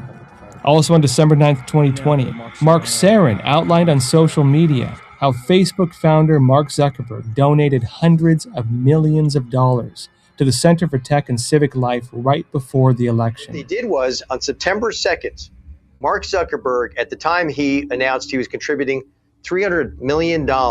We think it's up to $500 million since then. He announced another $100 million weeks later to CTCL, the top 21 recipients of Zuckerberg grant money, which totaled $80 million, all went to Democrat-run cities where Hillary Clinton won by a large margin, in swing states primarily. Well, I have a number of concerns when it comes to big tech. Twitter, for example, Twitter has been posting warning signs and, signs saying, you can't trust this content. There literally was a post a few days ago by President Trump referring to some of my work and to an appearance I made on a television show, the Tucker Carlson show. So Trump posted a link to that interview with me, and Twitter then attached a warning sign saying, the claims made here are fraudulent. So we have a number of problems here. We have multiple tech companies basically doing whatever they want to shift opinions however they please. That's the status quo right now. So following the election, their campaign, I guess we can call it a campaign, which is ironic, their campaign to control public opinion has not stopped. If anything, it's gotten worse. The Trump phenomenon is what driving this whole thing. I think the media felt he was going to lose and lose badly. The polls were showing that he was going to lose and lose badly. So I think the assumption was on election night, they were going to interpret whatever news there was in that light, that the light was that Joe Biden was going to win. But this has been going on for 4 years. One of the leaks from Google last year was of a computer application at Google, which is called Twiddler. And Twiddler is a system Google developed for re-ranking search results.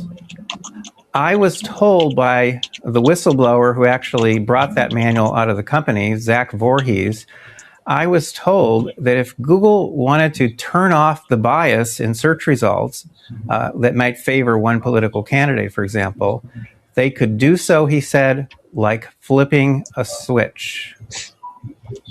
It's that easy. We also found what appears to be a smoking gun. So there was no dissent. We found a period of days before the election when the vote reminder on Google's homepage was going only to liberals. Not one of our conservative field agents got a vote reminder on those days. The mainstream media in this country now is operating very much like the media used to operate in the Soviet Union or operates in communist China. China has plenty of motivation to oppose the re-election of Donald Trump. In Donald Trump, you have the first American president in 50 years to stand up and defend American interests, defend American alliances, and defend American friends from Chinese predations. In Donald Trump, the Chinese finally met a global leader who would deny their goal of global hegemony. Therefore, the Chinese Communist Party had a direct and very strong interest in making sure, or doing whatever they could to ensure that Donald Trump would be defeated in this election. Please raise your right hand and repeat after me. I, Donald John Trump, do solemnly swear.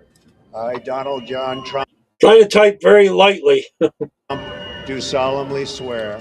Back in January 2017, only 19 minutes after Trump's inauguration, the Washington Post proclaimed the campaign to impeach President Trump has begun. Over the past 4 years, a hidden power has been plotting to implement schemes to oust Trump in a subversion attempt, yet each time these ended in failure. Now in 2020, we are witnessing the most serious, most widespread election fraud ever over the 244 years of American history. We have put together, I think, the most extensive and inclusive voter fraud organization in the history of American politics. People here right now are worried about the integrity of the American system. They're worried right now over whether the Supreme Court... When I do my next live, I'll try to change the settings so my mic isn't quite as loud. will rule based on the Constitution and based on justice. Can you hear me okay when I talk? They're worried that their concerns are not being heard by the people in charge of this country. We don't see any police, no riot police. People are peacefully calling for justice to be restored to this country. My problem is I can't spell. Not worth a bean. Year 2020. 400 years ago, the Mayflower brought the first groups of Protestants to America. The year 2020, the 244th John, I can't do that. I'm married 47 years. year since the symbolic birth of the United States through the Declaration of Independence. We hold these truths to be self-evident, that all men are created. I'll try to type lighter, and before I come on next time, I'll try to change my settings on my thing so it's not, the mic's not quite as loud. Created equal, that they are endowed by their If you can hear me, okay. Creator with certain unalienable rights, that among these are life, liberty, and the pursuit of happiness. These truths have spread worldwide, inspiring patriots and becoming universal values. The year 2020, the 233rd year since the creation of the Constitution of the United States, establishing fundamental laws and guaranteeing basic rights of citizens, including the rights to life, liberty, and private property. Yet, if the 2020 presidential election was stolen by communist forces within and outside of America, then the separation of power among the three branches of government and a fair legal system would and they are all socialists and commies. Cease to exist. The freedom to elect would cease to exist. The freedom and equality of the American people would cease to exist. It would be an attempted coup to subvert the foundations upon which the United States of America was built. Communism would slam into the United States. I probably have a hard habit of hitting the keys a little hard. I can do it lighter. It's like a tsunami.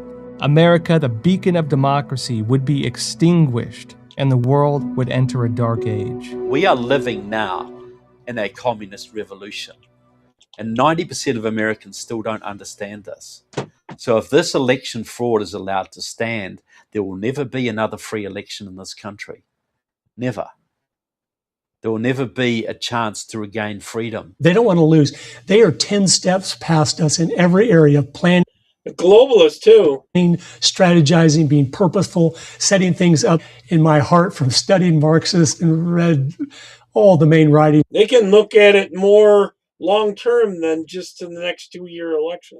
And since Marx, I think they prefer if Trump is able to overturn this and they can do the revolution. They love destruction. That's the ultimate thing, like Vladimir Lenin said, we will have world communism through world revolution. In a socialist communist society, there is no rule of law. There's only the rule of the state. So in America, you're protected by law. You can criticize the American president. You can criticize your congressman. He can't touch you because you have the First Amendment right to speak your mind. You can protect your family with your firearms. You have all sorts of legal protections. Under socialism, the only authority is the state.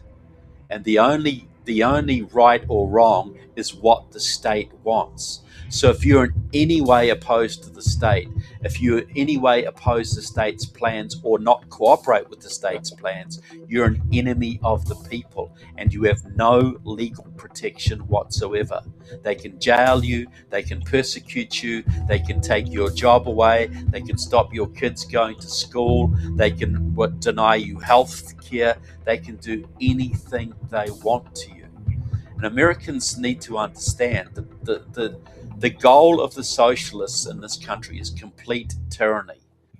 If we just stand by and watch, what's happening in Hong Kong will be tomorrow's America. China's parliament approved a decision to impose national security legislation on Hong Kong. Over there, not everyone can vote. Only ones in the Communist Party that they allow can vote. And that's within that assembly. There's no national elections. Kong in a landslide vote on Thursday.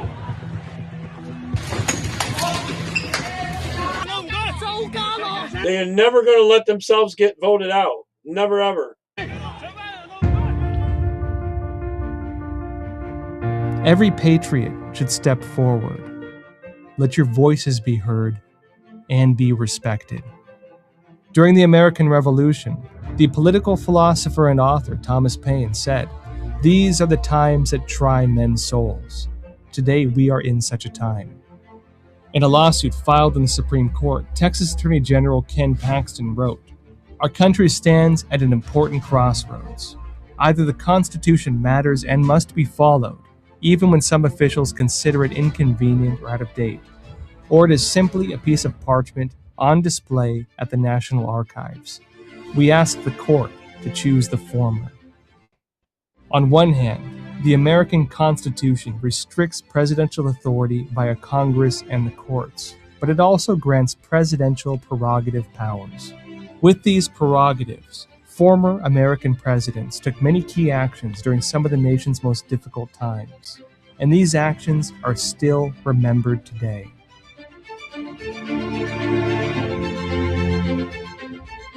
President Trump has the authority to exercise the powers granted by the Constitution. Decisive emergency actions are necessary to deter this extensive attack. We will not be tyrannized. We will not be demeaned.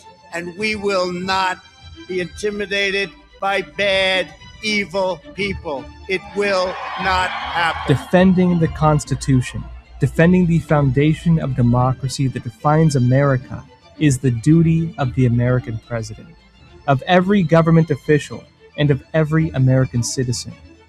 No matter whether these destructive attacks are foreign or domestic. Hear the voice of Americans who love freedom and equality as their cries for justice resound above us.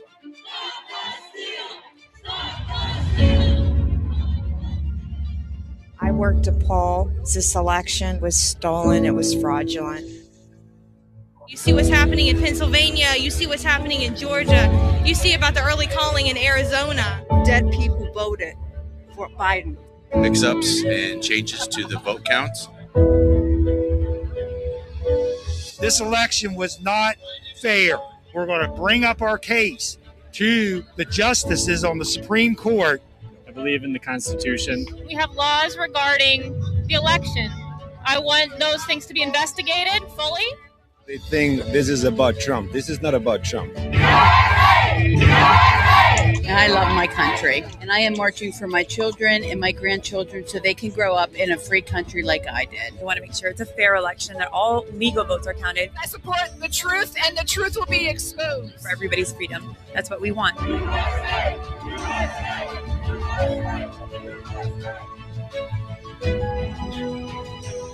I'm from Virginia. We came from Florida. State of Maryland. Pennsylvania. New Jersey. California. Ohio. Montana. Chicago. Georgia. Minnesota. Illinois. Maryland. Missouri. New York City. Texas. I drove all the way here to stand up for America. They underestimated the American people. They underestimated the people who love this country and believe in the Constitution. We are at the most crucial juncture in the history of our country. Nothing's even been close. The 2020 U.S. election is no longer a contest between two parties, nor a contest between Trump and Biden. It is a battle between traditional values and communism, a battle between good and evil. We are not bystanders. We all play a role. We have 80 million strong of people that said, we want freedom. We want to keep America great. And it's a battle we're fighting. And it's giving us all a very meaningful life of standing for the truth. Americans need to understand this election will decide not just who's the president, it will decide the future of America and consequently the future of the world. What every one of us can do is to first help the people around us understand the truth about the election fraud. Please share this documentary as widely as possible by presenting. Well, hopefully everyone enjoyed that. I haven't got time to put another clip up there. I should be on it since it's the weekend. I'll probably do it at 6 p.m. tomorrow. I got a bunch of good clips about the whole thing with the Pam Bondi and all that. I know you probably don't like Pam Bondi, but they're trying to get people on the grand juries, and these Karens are keeping people off and not allowing things to, well, not just keeping people off, but not letting people be indicted. These Democrats aren't getting indicted because it's all fixed. I'll explain more tomorrow. I'll play videos on that. I'm probably going to wait part way into it to do it, though, until some more people come on. All right? So I'll see you all tomorrow. Take care. God bless. Hopefully you enjoyed this. Bye-bye. Let me get over here to end this. End the stream.